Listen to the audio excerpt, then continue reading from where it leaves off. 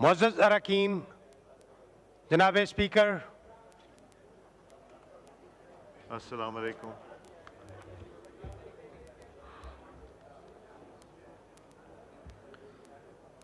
अऊज़ु बिल्लाहि मिनश शैतानिर रजीम। बिस्मिल्लाहिर रहमानिर रहीम।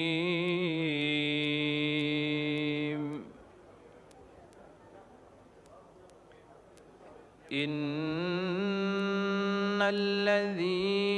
क़ालू रब्बुनल्लाहु सुम्मा इस्तक़ामू ततनज़्ज़ल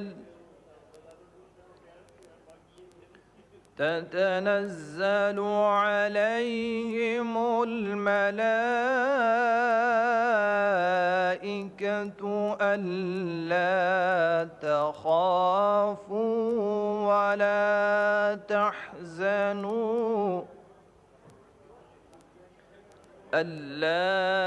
तख़ाफ़ू वला तहज़नू वअब्शिरू बिलजन्नति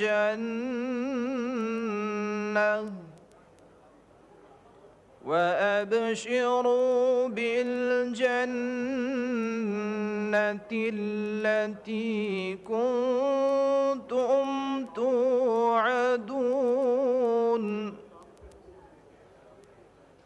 नहनु औलियाउकुम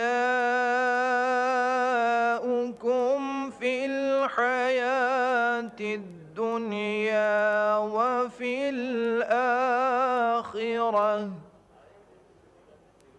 वलकुम फीहा मा तश्तही अन्फुसुकुम वलकुम फीहा मा तद्दऊन।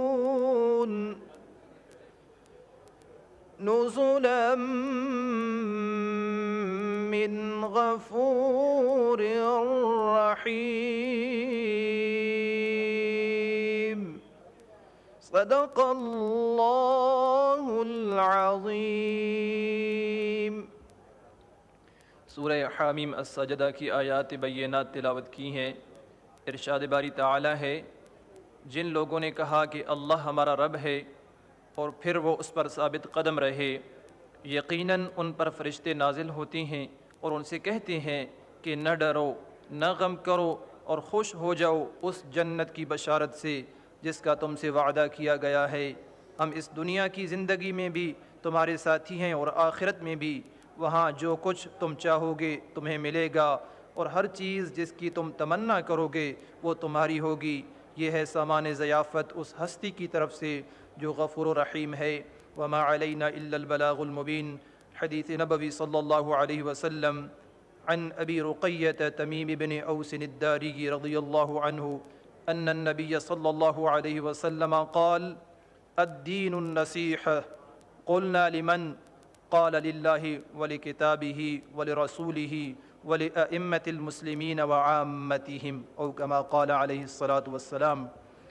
हज़रत तमीम बिन औस दारी रज़ियल्लाहु अन्हु से रिवायत है कि रसूल करीम सल्लल्लाहु अलैहि वसल्लम ने फ़रमाया, दीन तो सरासर खैर ख्वाही है।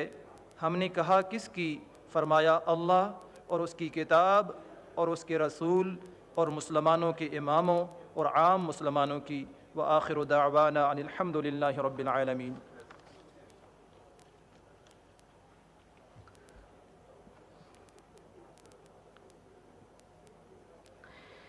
ज़िक्रे रसूले पाक ने ऐसा बदल दिया, नक्शा मेरे वजूद का सारा बदल दिया। मेरे गुनाहों ने जिसे मैला था कर दिया,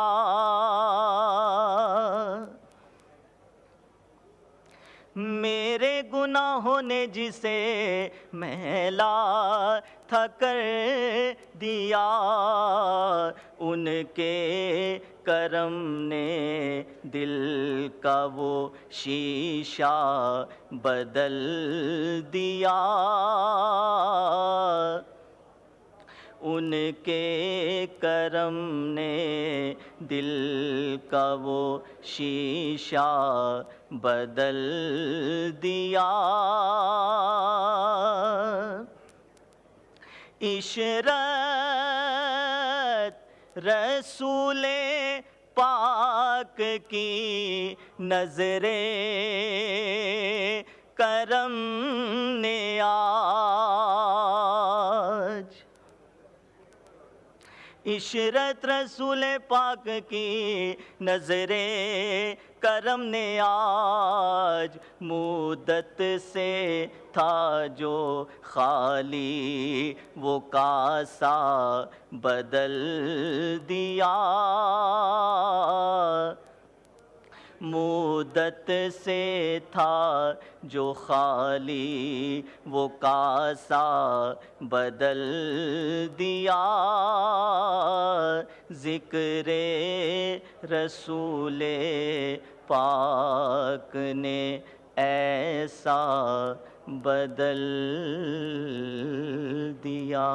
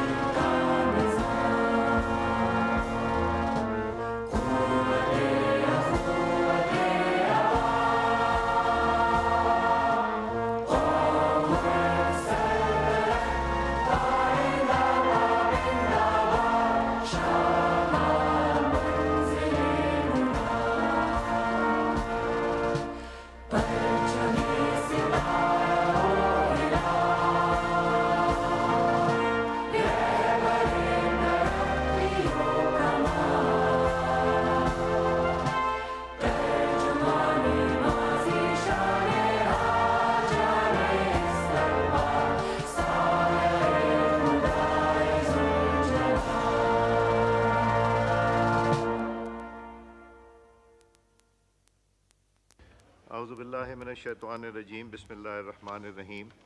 Panel of chairpersons, in pursuance of sub-rule 1 of Rule 13 of the Rules of Procedure and Conduct of Business in the National Assembly 2007, the following members in order of precedence are nominated to form a panel of chairpersons for this session of the National Assembly. Mr. Tahir Iqbal Sahab, Shaila Raza Sahiba, Rumina Khurshid Alam Sahiba, Sayyid Aminul Haq Sahab, Shahida Begum Sahiba, Riaz Fatiana Sahab. In absence of the Speaker, Deputy Speaker, National Assembly, the member having precedence among those present at the sitting shall take the chair. मैं कुछ ऐसे हादसात हुए हैं जिसके ऊपर दुआ कराना चाहता हूं, तो सैयद समीउल्लाह साहब से मैं गुजारिश करूंगा, मगर पहले मैं बता दूं कि किस बात पे। एक तो हमारे ब्रादर मुल्क ईरान के सदर सैयद इब्राहिम रईसी साहब, जो कि चंद दिन पहले पाकिस्तान का दौरा भी किया था और हमारे सारे मेंबरान गवर्नमेंट और अपोजिशन के उनसे मिले भी थे, वो शहीद हो गए हादसे में हेलीकॉप्टर के। उनके साथ वज़ीर ख़ारजा हुसैन अमीर अब्दुल्ला साहब थे, 7 और अफराद थे। मेंबर हमारे कौमी असम्बली के सीनियर एक मेंबर थे असमदुल्ला साहब, उनका इंतकाल हो गया है। पेशावर में दहशत गर्दी में कैप्टन हुसैन जहांगीर साहब उनका इंतकाल हुआ, और शफीकुल्ला साहब खैबर पख्तूनख्वा टांग में दहशत गर्दी का सिलसिला चला, जिसमें हमारे पाकिस्तानी जाँ बहक हुए। वाशूक बलूचिस्तान में खाई में गिरने से 28 लोग शहीद हो गए। कराची में डकैतियों के कुछ हादसात हुए जिसमें लोग शहीद हुए। कोयटा में कोयले की कान बैठने से 11 अफराद हो गए। हैदराबाद में सिलेंडर फटने की वजह से हो गया। और इसके अलावा भी अगर कोई अल्लाह ताला को प्यारा है तो उसके लिए मैं समीउल्लाह साहब से गुजारिश करूँगा कि दुआ कराइए। अल्लाहुम्मा मग़फ़िर लि हय्यिना व मय्यितिना व शाहिदिना व ग़ाइबिना व सग़ीरिना व कबीरिना व ज़करिना व उन्साना अल्लाहुम्मा मग़फ़िर लना व अल्लाहुम्मा रब्बना आतिना फ़िद दुनिया हसनह व फ़िल आखिरति हसनह व क़िना अज़ाबल क़ब्रि व क़िना अज़ाबल हश्रि व क़िना अज़ाबल व सल्लल्लाहु तआला अला खैरि ख़ल्क़ि मुहम्मदिन व आलिहि व अस्हाबिहि व अज़वाजिहि व अज़वाजिहि बिरहमतिक या अर्हम। हमारे ऑनरेबल कुलीग जो सबसे जिनका एक बहुत ज़्यादा ताल्लुक़ है, खालिद मक्सी साहब, इनके ऊपर चंद दिन पहले डाकुओं ने हमला किया और मेन रोड जो जा रही थी क्वेटा को, वहाँ पे हुआ। इनकी गाड़ी पे डायरेक्ट गोलियां भी लगीं। उसमें हम गवर्नमेंट ऑफ बलूचिस्तान से इंक्वायरी की भी रिक्वेस्ट कर रहे हैं और अल्लाह ताला ने इनको दूसरी ज़िंदगी अता फरमाई है कि बहुत ही करीब से हुआ और अल्लाह ताला सबको अपने हिफ्ज़ व अमान में रखे। क्वेश्चन आर जी राय हसन नवाज खान साहब।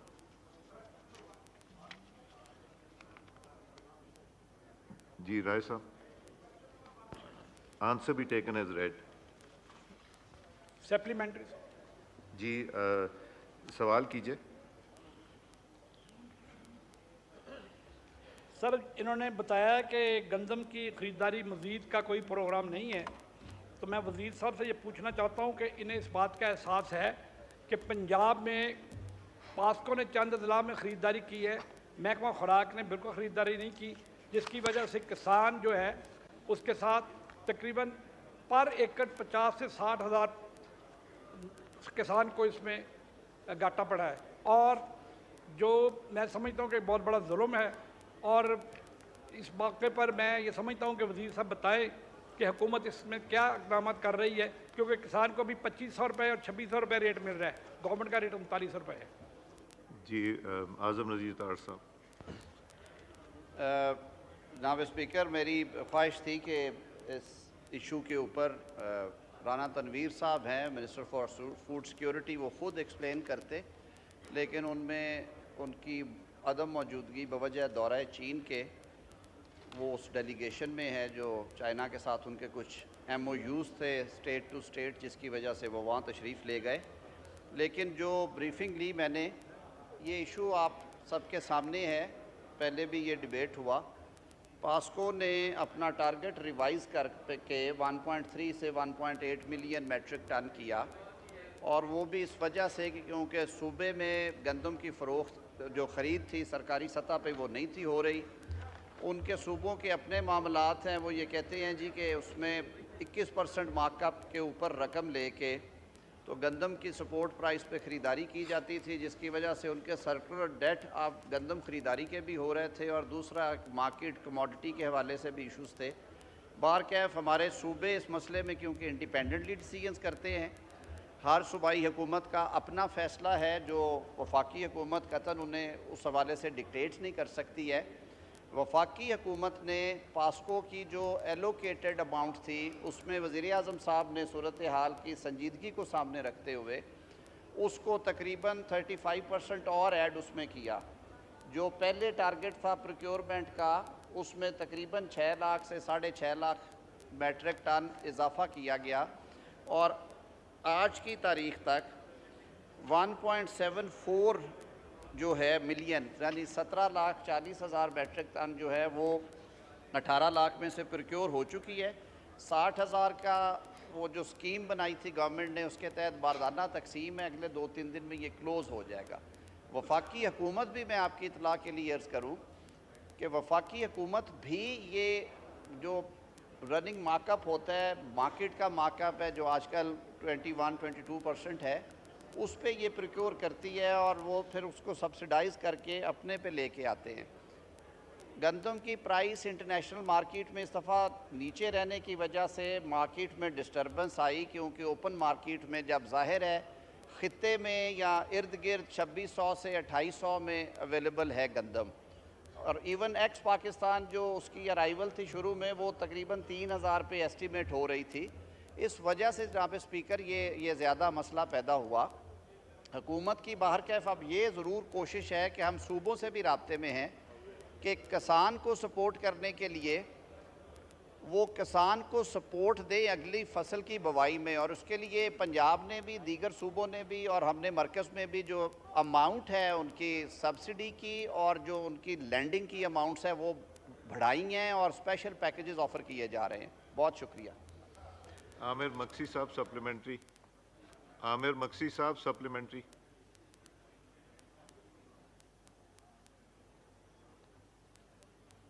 जी आमिर मक्सी साहब का माइक खोलें। जी thank you mister speaker. It's very important कि इस वक्त जो क्राइसिस हमारी ग्रोअर्स के साथ as far as wheat procurement is concern, इस पे प्रिटेंड तो नहीं करता मेरा जो सवाल है, लेकिन पास्को के साथ ये कह सकूँगा कि जो भी इन्होंने बैग्स हमें बलूचिस्तान में या सिंध में दिए, most of them have been sold. They have been sold to the commission agents, they have been given by the officers to the, not to the growers but to the ones who had bought the wheat. और वो गंदम जो है 2800 रुपये, 2700 रुपये, 2600-3100 रुपये की ख़रीद के 4000 रुपये में गवर्नमेंट के बैग्स भर के दिए गए हैं। इस पर भी कोई तहकीकात नहीं की गई।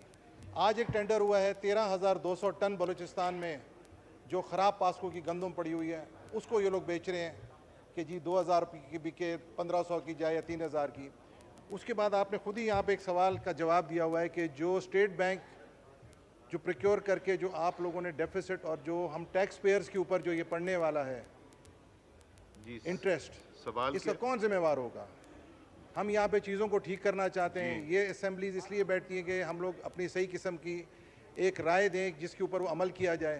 प्राइम मिनिस्टर साहब ने जो केयर टेकर सेटअप ने जो इम्पोर्ट की है वीट, उसके ऊपर भी कुछ नहीं हुआ। तो हम ग्रोअर्स जाएंगे कहाँ पे? मुझको बताएं तो सही। हमारे पास पैसे नहीं है कि अगली आजम तार साहब। जी आजम तार साहब। जी सर सवाल असल में सर 4-5 हो गए। मैं जो सवाल मुतलका है उसका जवाब ज़रूर दिए देता हूँ जी। उन्होंने कहा कि प्रोक्योरमेंट में शिकायत आई और उस पर क्या एक्शन हुआ है। बिल्कुल शिकायत थी जी, और पहली दफ़ा शायद हुआ है कि वज़ीर-ए-आज़म साहब ने ख़ुद कुछ 6 मीटिंग्स खुद चेयर की हैं। I have been part of those meetings, इसलिए मुझे ख़ुद अंदाज़ा है। उन्होंने क्रिमिनल केसेस भी ऑर्डर किया कि जी ये पहले इंक्वायरी की जाए और जो ज़िम्मेदारान हैं उनके ख़िलाफ़ क्रिमिनल केसेस दर्ज किए जाएँ। FIA को ये टास्क दी गई, being a federal department. FIA ने आफ्टर थरो इंक्वायरीज़ उसमें FIRs दर्ज की हैं, कुछ गिरफ़्तारियाँ भी हुई हैं।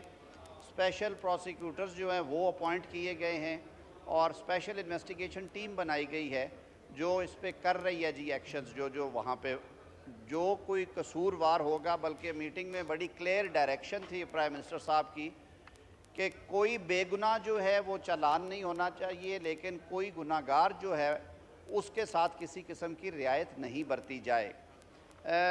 जो इंपोर्ट के हवाले से फाजल रुकन ने सवाल किया कि जो गंदम इंपोर्ट की गई उसके बारे में क्या किया गया, उसको पहले भी ऐवान को मुतला किया गया कि उस पर वज़ीर-ए-आज़म साहब ने स्पेशल कमेटी बनाई, उसकी रिकमेंडेशंस आई हैं, उनके मुताबिक एक्शंस भी हो रहे हैं, END रूल्स के मुताबिक इंक्वायरीज़ भी हैं। लेकिन असल बात यह है कि वो सारी प्राइवेट सेक्टर ने इंपोर्ट की और प्राइवेट सेक्टर ने ही उसका पैसे का इंतज़ाम करना था, उन्होंने किया। प्राइवेट सेक्टर के पास ही वो आई। मार्केट में उस वक्त क्योंकि प्राइसेस कम थी, ख्याल था कि शायद ये बाद में ऊपर जाएंगी, कुछ लोगों ने रिस्क लिया, वो अब प्राइसेस और नीचे आ गई हैं, तो उन्होंने भी उसमें से बादियों नज़र में शायद बनाया कुछ ना हो, क्योंकि जब वो आई उसके बाद प्राइसेस स्टैगनेंट रहीं और कुछ नीचे चली गई। उसके ऊपर भी जो गवर्नमेंट के पार्ट पे एक्शंस थे वो बिल्कुल हुए हैं और प्रपोज हुए हैं। जो मेरे ख्याल में मार्कअप के हवाले से फाजल रुकन का सवाल है, वो ज़्यादा बेहतर होगा अगर वो सवाल जमा कराएं। स्टेट बैंक पॉलिसी है, ये मिनिस्टर फाइनेंस इसका बेहतर जवाब देंगे। जी सप्लीमेंट्री ख्वाजा शिराज साहब।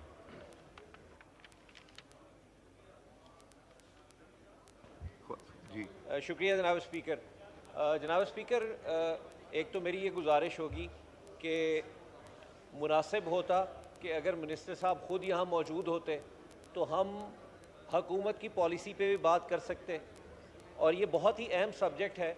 वज़ीर कानून साहब का अपना ताल्लुक़ भी पंजाब से है और यकीनन किसान और ग्रोअर की मुसीबत या मुश्किल को भी समझते हैं। क्या ये बयान कर सकेंगे, बता सकेंगे कि फ़र्दर कोई पॉलिसी इस किस्म की है कि हम अपने किसान को कोई रिलीफ दे सकें? क्योंकि इस वक्त जिस तरह वो ख़ुद भी कह रहे हैं कि 2700 रुपये मन पे कीमत आई हुई है। जनाब 2700 रुपये मन पे आप मुझे बता दें कि किस तरह ग्रोअर या किसान अपनी लागत पूरी कर सकता है? हमारी तो लागत भी पूरी नहीं हुई और हुकूमत ने इस सारे मामले से अपने आप को अलहदा कर लिया। हम एक बहुत बड़े मसले का शिकार हैं। हाउस में जो एक सेंस प्रिवेल कर रही है वो तो यही है कि हुकूमत बिल्कुल सिरे से किसान के मामलात में इंटरेस्टेड ही नहीं है कि वो मामलात को आगे चला सके। तो मेरा यही सवाल है कि क्या कोई और इसमें कोई ऐसा सिलसिला है कि हम गंदम की मज़ीद कोई रिलीफ किसान को दे सकें? जी आज़म साहब, ये एक इशू ऐसा सीरियस है कि इसमें majority of people of Pakistan have been affected, तो इसलिए मैं एक एक्स्ट्रा इस पे लूँगा सवाल भी। जी, और मिनिस्टर साहब जब आएंगे तो वो आके ब्रीफ करें हाउस को। जी आज़म साहब। सही उन्होंने फरमाया, एक संजीदा मसला है। मैंने इसीलिए कहा था कि मेरी ख्वाहिश थी कि आज वज़ीर मौसूफ़ खुद यहाँ पे होते, लेकिन वो सरकारी मामलात के सिलसिले में दौरे चीन पे हैं। उनके MOUs थे बतौर वज़ीर इंडस्ट्रीज़, और ये हमारे जो वज़रात के कुछ उनके MOUs हैं। देखें, इसका बहुत सारा ताल्लुक़ इस मामले का इंटरनेशनल मार्केट में गंदम की प्राइसेस का क्रैश करना भी है। अगर इंटरनेशनल मार्केट में कमोडिटी प्राइस पहले स्टैगनेट थी, जहाँ पे वहाँ रह जाती पिछले साल की, तो शायद इस हद तक नौबत ना आती। अब जब बैनुल-अक़वामी मार्केट क्रैश की है तो उसका इम्पैक्ट आया हमारे यहाँ भी। बिलाशुबा हम खुद सारे इजाज़ साहब please order in the house, जरा आवाज़ बहुत ऊपर आ रही है। खुद काश्तकार हूँ, लेकिन जो बिका है काश्तकार का जो फसल बिकी है वो 2800 से 3200 के दरमियान मुख्तलिफ औकात में रेट रहा। इससे ऊपर सच्ची बात है नहीं गई। मासवा है वो 1.8 नहीं, आप अपने अपने एरिए की बात कर रहे हैं, मैं अर्ज़ कर रहा हूँ। चले इसको नहीं अभी आप छेड़ते ना जी। जो गवर्नमेंट ने प्रोक्योर की, मैंने पहले अर्ज़ किया है कि गवर्नमेंट ने फौरी तौर पे जो वफाकी हुकूमत से हो सकता है उन्होंने उसमें 40% ऐड कर दिया, 35 to 40% जो हमारा टारगेट था उसको बढ़ाया।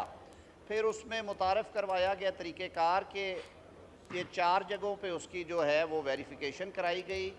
8 बोरी फ़ी एकड़, और छोटे ज़मींदार को बेहतर करने के लिए 12 एकड़ तक को तरजीह दी गई और उन्हीं को बारदाना दिया गया जो उसमें पहुंच सके। बाहर कैफ ये बहुत बड़ा, आपको ये भी पता होगा कि तकरीबन 27 से 29 बिलियन टन में से जो सरकारी प्रोक्योरमेंट है वो जैसे 1.8 बिलियन टन है मरकज़ की, पंजाब की वो 3 मिलियन से ज़ायद नहीं होती हमेशा। तो टोटल जो पैदावार है, प्रोड्यूस है, उसका कुछ परसेंटेज ही होता है जो सपोर्ट प्राइस पे उठाया जाता है, लेकिन उसकी वजह से मार्केट सेटल्ड रहती है, स्टेबल रहती है, इसमें कोई दूसरी राय नहीं है। इस दफ़ा जो फ़र्क पड़ा है वो ज़्यादा इस वजह से पड़ा कि इंटरनेशनल मार्केट में क्रैश की। अब पूछा गया कि गवर्नमेंट ने क्या मज़ीद इक़दामात उठाए हैं। मैंने इस सवाल से पहले, शायद फाज़िल रुकन नहीं थे ऐवान में, मैंने अर्ज़ किया कि हमने ये मामला सूबों के साथ भी उठाया। वज़ीर आज़म साहब ने ख़ुद इस पर मीटिंग्स दी। पंजाब ने जैसे किसान पैकेज अनाउंस किया है 400 अरब से ज़्यादा का, बाकी सूबों ने भी किया है। इसी तरह स्टेट बैंक को इस दफ़ा इजाफी रकम के लिए कहा गया, तो 2250 अरब रुपए के जो ज़रई कर्जा जात हैं वो भी 2023-2024 के लिए एलोकेट किए गए हैं। सब्सिडीज़ की मद में जो इक्विपमेंट है, सीड है और कुछ फर्टिलाइज़र है, उसकी मद में भी गवर्नमेंट ने मुनासिब रकम, अब बजट आ रहा है उसमें मुख्तस की गई हैं। हम सूबाई हुकूमतों को भी हमने परसुएड किया कि वो भी अपने शेयर के मुताबिक इसको आगे बढ़ाएं। तो इंशाल्लाह हम समझते हैं कि ज़राअत हमारी GDP का एक मेन हिस्सा है। हमारी ज़्यादा आबादी जो है वो काश्तकारी पे उसका गुज़र बसर है। जिस हद तक हो सकता है इन मसाइल के अंदर हमने भूला नहीं है काश्तकार को। जी सप्लीमेंट्री हिना रबानी साहब। Thank you mister speaker. Mister speaker, जैसा कि आप जानते हैं हम में से काफ़ी लोग देही इलाकों से आते हैं और पाकिस्तान में अगर पाकिस्तान की तरक्की का कोई एक सर्टन ट्रेजेक्ट्री है जो कि पिछले कई दहाइयों से हमने इग्नोर की है, वो ये है कि हम एग्रीकल्चर को इग्नोर भी नहीं करते, इग्नोर ही सिर्फ नहीं करते बट ऐसी पॉलिसी देते हैं जिससे वो डिसइंसेंटिवाइज होता है। और उसकी सबसे बड़ी मिसाल ये है कि हम बैरून मुल्क ग्रोअर्स को सब्सिडी प्रोवाइड करते हैं with the tax payers money, क्योंकि हम वहाँ पे हाई कीमत पे गंदम भी लेते हैं, चीनी भी लेते हैं और अपने लोगों को वो रेट नहीं दे सकते। इस पर मिनिस्टर साहब इंतहाई काबिल हैं in the area of law, and ये महकमा यकीनन उनका नहीं है। तो इसलिए मैं ये सिर्फ कहना चाहूँगी कि वो बातें जो हमें अखबारों से वैसे ही पता हैं और पॉलिसी स्टेटमेंट्स तक ये महदूद ना रखें। हमारा सवाल सिर्फ सिंपल है, आपके यहाँ पे जो लोग बैठे हैं इनमें से कई लोग गंदम पे ज़्यादा इन्हसार नहीं करते, लेकिन जो आपका आम काश्तकार है वो सब्सिस्टेंस फार्मिंग का सबसे पहली चीज़ वो गंदम उगाता है। आज उसको हुकूमत पाकिस्तान ने मुजफ्फरगढ़ में काश्तकार को या बेशक सिंध में काश्तकार को या पख्तूनख्वा में काश्तकार को एक मैसेज दिया है और ये दिया है कि हुकूमत पाकिस्तान आपका पूरा वसाइल भी जितने आपने खर्च किए उतना भी आपको रेट देने के लिए तैयार नहीं है। ठीक है जी, तो हम यहाँ सब्सिडी की बात नहीं कर रहे, हम एक ये देखने की बात कर रहे हैं कि आप देखें कि फर्टिलाइजर की प्राइसेस क्या हैं, बिजली की प्राइसेस में भी आप सब्सिडी नहीं देते। आप किस तरह एक्सपेक्ट कर सकते हैं ये सेल्फ सब्सिस्टेंस को छोड़े कि ये मुल्क कल को आप मुझसे लिखवा लें, आपने आज जो काश्तकार का हशर किया है, कल आपको वीट इंपोर्ट करनी पड़ेगी और आप सब्सिडाइज करोगे यूक्रेनी फार्मर को और बाकी जगहों के फार्मर को और अपने फार्मर को आपने आजम साहब सवाल क्योंकि इतना तफसील के साथ था, मैं कोशिश करूंगा कि जो इंसेंटिव्स अब देखें, मैंने जो पहले बड़ा तफसील से ये एक्सप्लेन किया वो कि मेरा सब्जेक्ट नहीं है, लेकिन बतौर काश्तकार के मैं ख़ुद समझता हूँ कि ये एक बड़ा संजीदा मसला है और हमें फूड सिक्योरिटी के हवाले से फ्यूचर प्लानिंग के लिए अभी से काम करना है और वो जो कॉन्फिडेंस शैटर हुआ है उसको रीगेन करने के लिए जो पॉजिटिव स्टेप्स हैं वो लेने हैं। इस बजट में भी आपको नज़र आएगा और गवर्नमेंट पॉलिसी में भी, फेडरल लेवल पे भी, और हम बियॉन्ड दैट सूबों के साथ राब्ते में हैं, उन्हें परसुएड कर रहे हैं। हमारा जीडीपी का बड़ा मेजर शेयर है ज़राअत का, इसमें तकरीबन 23% है जी, 22.9% जो जीडीपी का शेयर वो हमारा एग्रीकल्चर से आता है और रोज़गार में जो इसका हिस्सा है वो तकरीबन 37.4% है। तो इन चीज़ों को सामने रखते हुए हम बिलाशुबा हमें अंदाज़ा है कि हमने आगे क्या करना है। कुछ चीज़ें जो अभी फौरी तौर पे इस दफ़ा लॉन्च की जा रही हैं और वो वाक़तन हो रही हैं, वो पॉलिसी स्टेटमेंट्स नहीं हैं, ये इफेक्टिवली हो रही हैं। पहला तो था उसमें सीड, क्योंकि हमारी यील्ड का बड़ा इशू है जी, तो क्वालिटी सीड देने के लिए अब कंपनीज़ को पाबंद किया गया है, ट्रैक एंड ट्रेस सिस्टम से कोड है वहाँ पे, और आप 8662 के ऊपर उसको कोड भेज के कंफर्म कर सकते हैं कि आपका सीड जो है वो कहीं नकली तो नहीं है, उसमें कोई ख़राबी तो नहीं है। ज़रूरी इस्तेमाल के लिए बड़ी देर से ड्रोन्स के इस्तेमाल की बात हो रही थी, उस पर कानून साजी तकरीबन फ़ाइनल है जी। National seed development regulatory authority का क़याम हो चुका है। कैनबिस कंट्रोल के हवाले से जो उसकी अथॉरिटी है वो जा चुकी है।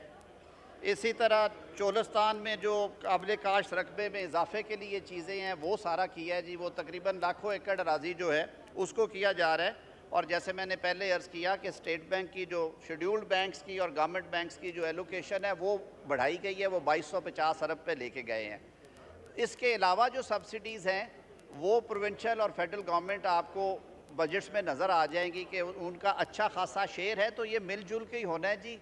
जो मौशी चैलेंजेस है सिर्फ पाकिस्तान को नहीं है, ख़ित्ते की हर तरफ यही सूरत हाल है। बहुत शुक्रिया। आज़म साहब, ये बहुत ही एक इम्पॉर्टेंट इशू है। अगला भी नफीसा शाह साहबा का है, इजाज़ उल हक साहब का है। यूजुअली तो 2 सप्लीमेंट्री होते हैं, बट अगर इफ़ यू आर प्रिपेयर्ड तो मैं इस पर ज़्यादा लेना चाहूँगा। ले सकता हूँ? You are ready? जनाब स्पीकर, मैं हाजिर हूँ जी। जो मटेरियल मैंने आज कुछ ब्रीफिंग्स ली हैं, कुछ मैं खुद मीटिंग्स का हिस्सा 2 birds with 1 stone करने की कोशिश कर रहा हूँ। आप समझ गए क्यों कर रहा हूँ, ज़्यादा क्वेश्चन क्यों ले रहा हूँ जो आए हुए हैं। नफीसा शाह साहबा, नेक्स्ट क्वेश्चन। नफीसा शाह साहबा का माइक खोलें। Question number 2। आंसर भी टेकन एज रेड। सप्लीमेंट्री कीजिए जी। स्पीकर साहब, लग रहा है कि वो वज़ीर साहब कुछ स्पीड में थे तो मेरे सवालात के जवाब उन्होंने पहले ही दे दिए। So I will try to bring him back to my questions again.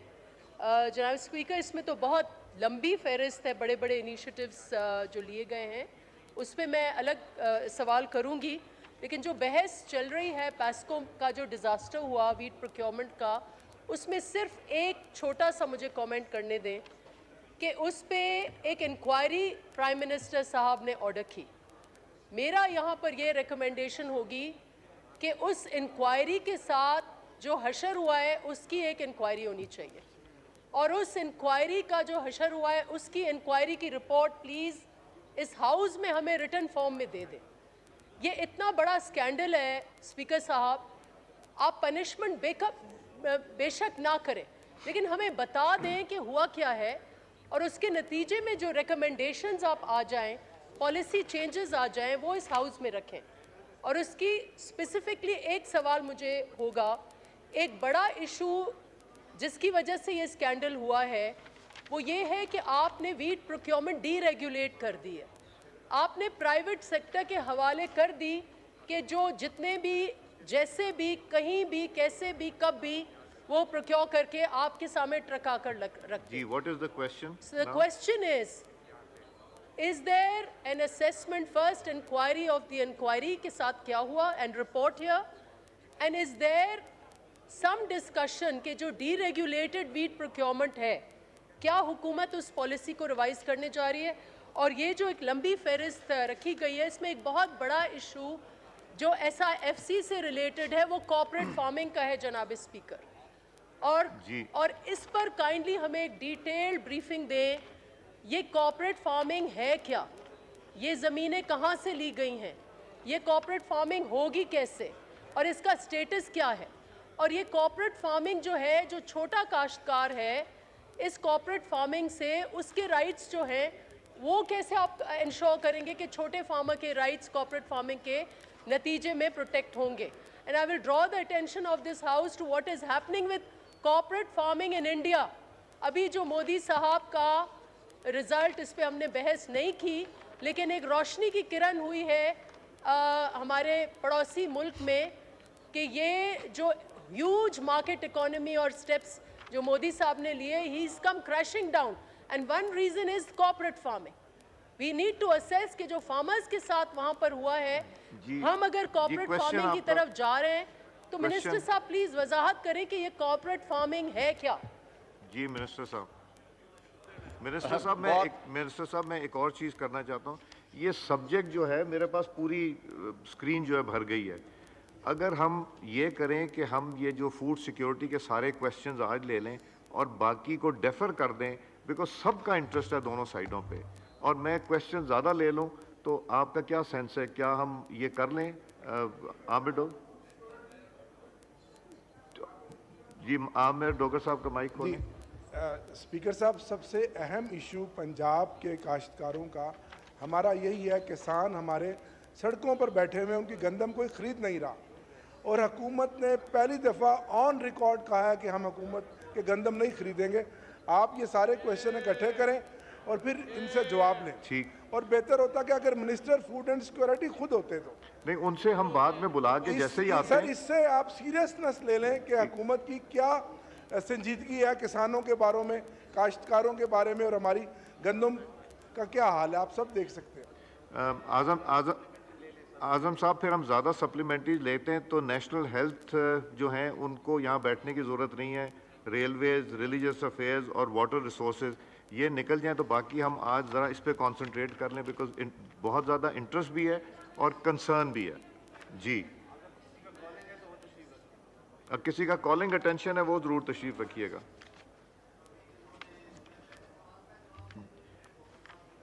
पहले सवाल का जवाब दीजिए।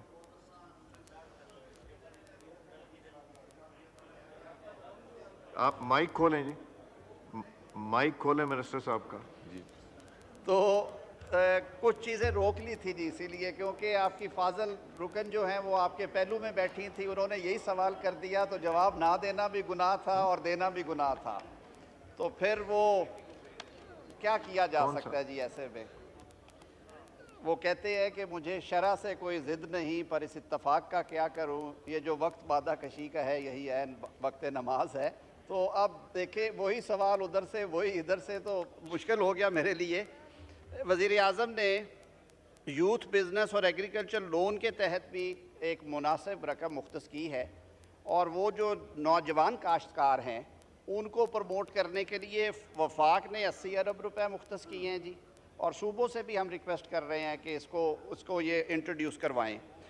ज़रूरी मशीनरी के इस्तेमाल को फ़रोग देने के लिए मार्कअप के ऊपर रीज़नेबल सब्सिडी दी जा रही है, और 5 साल के जो नहीं, ये चीज़ें वो हैं जी जो पहले नहीं आपने कहा कि क्या इक़दामात हो रहे हैं, आपने पूछा, और फिर मैं फिर SIFC पे आज टेकन एज रेड हो गया। मैं आगे चल पड़ता हूँ ना जी, क्योंकि आपने फिर कहा कि नहीं आप मज़ीद बताएं कि और क्या कर रहे हैं आप।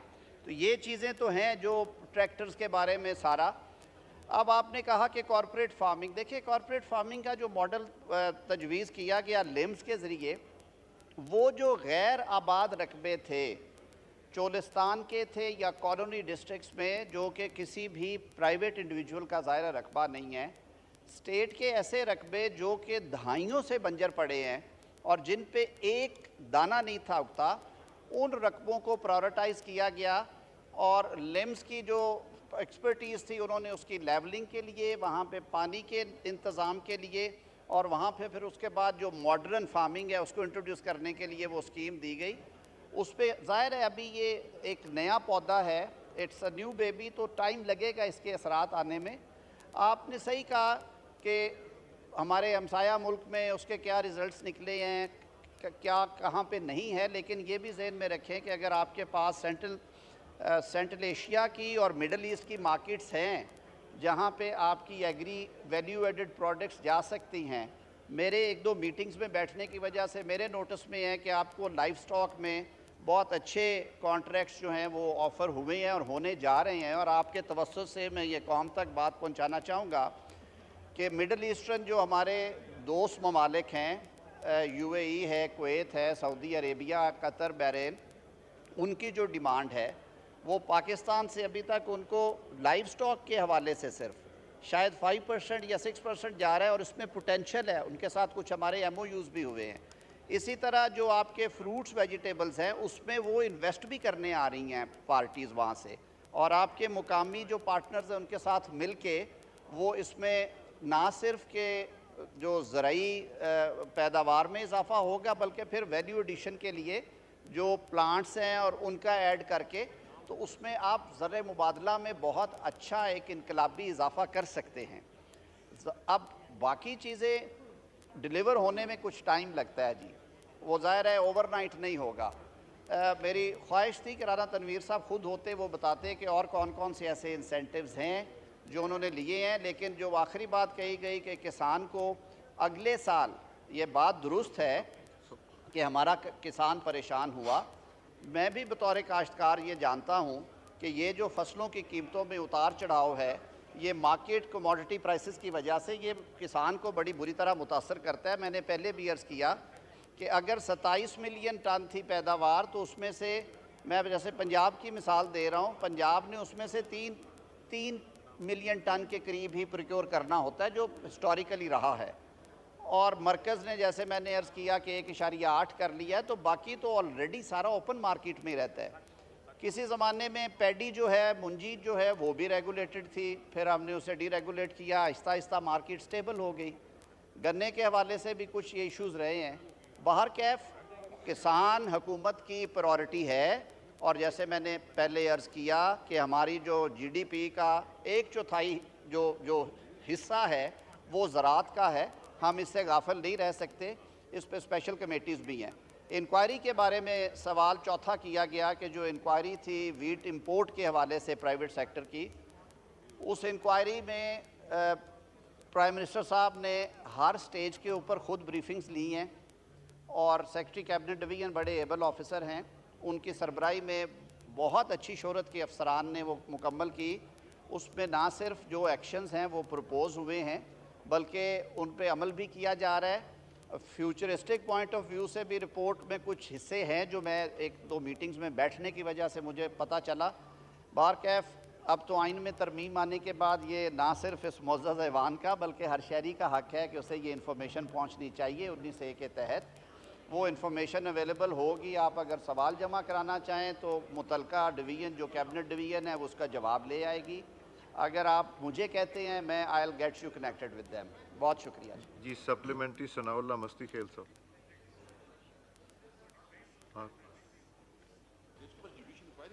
जी सनाउल्लाह मस्ती खेल साहब। जनाब स्पीकर, मैं आपका शुक्रगुजार हूँ। मिनिस्टर साहब ने जवाब दिए, मैं रोऊं, मैं सर पीटूं, मैं क्या करूं? काश्तकार का कोई पुरसान हाल नहीं है। हुकूमत जो है वो लंबी तान के सोई हुई है। ये मैं समझता हूँ इनको कोई होश हवास भी नहीं है। इनका मैं समझता हूँ कि ये अवाम का अगर मैंडेट लेके आते तो ये अवाम को मुंह दिखाने के काबिल होते। ये अवाम को मुंह दिखाने के काबिल नहीं है। खुदा की कसम सर, मैं अभी सीधा गांव से आ रहा हूँ। परसों मैं गया हूँ सर एक जगह फाता देने के लिए, एक आड़ती के पास। वहाँ काफ़ी लोग काश्तकार बैठे हुए थे। मैंने कहा बेटा कैसे गंदम बेच रहे हो? आखिर जी हम तो 6,000 रुपए की ले रहे हैं जी। यार क्यों झूठ बोलते हैं कौम के साथ, अवाम के साथ, इस हाउस के सामने? आपकी हुकूमत की कोई पॉलिसी नहीं है, आपकी हुकूमत की कोई नुक्ता नजर नहीं है। आपने खुद कहा है कि हम खरीद नहीं सकते। आप किस मुंह से बात कर रहे हैं? आपने जो गंदम इंपोर्ट की है और मौजूदा हुकूमत ने भी सर 70 अरब रुपए की गंदम इंपोर्ट की है, इस पे जुडिशल कमीशन बनाया जाए। ये कौन गद्दार है जिन्होंने मुल्क का खजाना लूटा है, जिन्होंने पाकिस्तान के 25 करोड़ काश्तकारों का हक छीना है, उनके बच्चों की ग़िज़ा छीनी है? अगर कोई शामिल होगा तो उनका अवाम गिरबान पकड़ेंगे। ये हुकूमत फेल हो गई है, नाकाम हो गई है। अभी तो इन्होंने जुडिशल कमीशन क्यों नहीं बनाया? मुझे अफसोस होता है, मेरा भाई मिनिस्टर साहब यहाँ आया हुआ है, टाई लगा के बैठता है, बात करके चले जाते हैं, कोई पुरसाने हाल ही नहीं। सवाल रोना आता है हमें खुदा की कसम। सवाल जमींदार का बेटा है, वकील बन गए हो तुम यार, तुम हक की बात तो करो। अब मैं चैलेंज करता हूँ पूरे हाउस को, मेरे साथ आए। मियां रियाज हुसैन पीरजादा बैठा है, जमींदार का बेटा है, जमींदार है, वो बैठा है, हमारे बैठे हैं भाई पाकिस्तान पीपल्स पार्टी सवाल कीजिए। जमींदारों की औलाद बैठे हैं, रशीद अकबर खान निवानी बैठा है। सवाल कीजिए। यहाँ कह दे कि यहाँ पंजाब में गंदों में भी खरीदारी शुरू नहीं हुई। अमीर मुकाम बैठा है, अमीर मुकाम तो पहाड़ी इलाके के वहाँ गंदम नहीं होती। तो ये जुल्म, मेरा कहने का मैं सर क्वेश्चन मेरा ये है कि स्पीकर साहब इस पे जुडिशल कमीशन बनाया जाए। जिन्होंने मुल्क को लूटा है, जिसने ज्यादती की है, उनको करारवा की सजा दी जाए। जी मिनिस्टर साहब। मिनिस्टर साहब। सर मेरे पास कोई ऐसा जादू नहीं कि मैं तकरीर का जवाब दूं, फिर मुझे 1.5 घंटे की तकरीर करनी पड़ेगी और मुझे भी डेस्क बजवाना पड़ेंगे। अच्छा, काश वो सवाल करते मैं उसका जवाब देता। सर तकरीर का जवाब तो नहीं हो सकता। मैंने ये बात तफसील के साथ, आप सुन लेना सर, आप सुन लें। मैं अगर मेरे भाई इससे खुश होते हैं मैं टाई खोल देता हूँ, उसके अलावा बताएं मैंने क्या क्या खोलना है। बात ये है नहीं, आप देखें, आप वो बात करें, वो बात करें जी। Address the chair. आप एक संजीदा, अगर आप एक संजीदा मामले को आप गैर संजीदा और तमाशा बनाएंगे तो उसका जवाब यही है। मैंने अर्ज की है, मैं खुद काश्तकार का बेटा हूँ, मेरे से ज्यादा नहीं पता, आपको भी उतना ही पता है जितना मुझे पता है। मैंने अर्ज किया है कि जो वफाकी हुकूमत ने मस्ती खेल साहब 40% इजाफा कर सकती थी, हमने कर दिया। हमने रकम जो थी वो कर्ज लेके गंदम खरीदी, इसलिए कि जिस हद तक वफाक जख्मों पे मरहम रख सके रखे।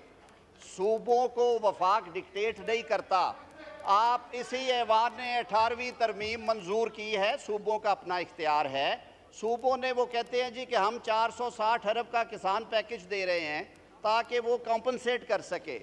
गंदम खरीद के 22% मार्कअप पे रख के जब फ़रोख्त की जाती थी तो आटे की कीमत गरीब आदमी के लिए 6,000 से तजावज़, 7,000 से तजावज़, 8,000 से तजावज़ करती रही है। आप सबको मालूम है इस बात का। आटे की कीमत नीचे आई, ज़िम्मेदार परेशान है। अल्लाह बेहतरी करेगा इंशाअल्लाह अज़ीज़। हम सब मिल बैठ के अगर काम करेंगे तो हमारे किसान भाई के लिए बेहतरी होगी और इंशाअल्लाह अज़ीज़ बेहतरी होगी, तकरीरों से नहीं होगी। सप्लीमेंट्री हुसैन तारिक साहब। नहीं करने दें, करने दें असद साहब करने दें। ये बहुत इंपॉर्टेंट इशू को हम सीरियस ले जाएं। जी असद कैसर साहब। मिनिस्टर साहब से इतनी रिक्वेस्ट करता हूं कि आप जुडिशियल इंक्वायरी क्यों नहीं बनाती इसके ऊपर, ताकि पता चल जाए ना, हकायक का पता चल जाए कि ये जो डाका डाला गया है, आप ऐलान करें ना, ऐलान करें, पता चल जाएगा। जो भी रिस्पॉन्सिबल है उसके खिलाफ कानून के मुताबिक सजा देनी चाहिए, क्योंकि जिसने स्कैंडल किया है वो काबिल गिरफ्त है। हुसैन तारिक साहब सप्लीमेंट्री जी, उनका सवाल ले लीजिए, इकट्ठा जवाब दे दिए। मिनिस्टर साहब का माइक खोलें। को भेजा है, आप इस ऐवान में पहले मसले हल करें ना। इंक्वायरी हुई, आपके सामने उसकी डिटेल्स आएंगी, उसके बाद अगर जनाब स्पीकर मुनासिब समझे तो आप पार्लियामेंट्री कमेटी बनाइएगा। आप अपने आप को अगर खुद हम बेतौकीर करेंगे और हर चीज़ में अपनी दाढ़ी किसी के हाथ में दे के कहेंगे कि जी वो कर दे, उनका वो काम नहीं है। आइन ने ये काम आपको सौंपा है, हुकूमत को, एग्जेक्टिव को सौंपा है, पार्लियामान को सौंपा है। अपने इख्तियार की कदर कीजिए। कमेटी बनानी है पार्लियामान की बनाए। जी हुसैन तारिक साहब सप्लीमेंट्री। हुसैन तारिक साहब का माइक खोलें।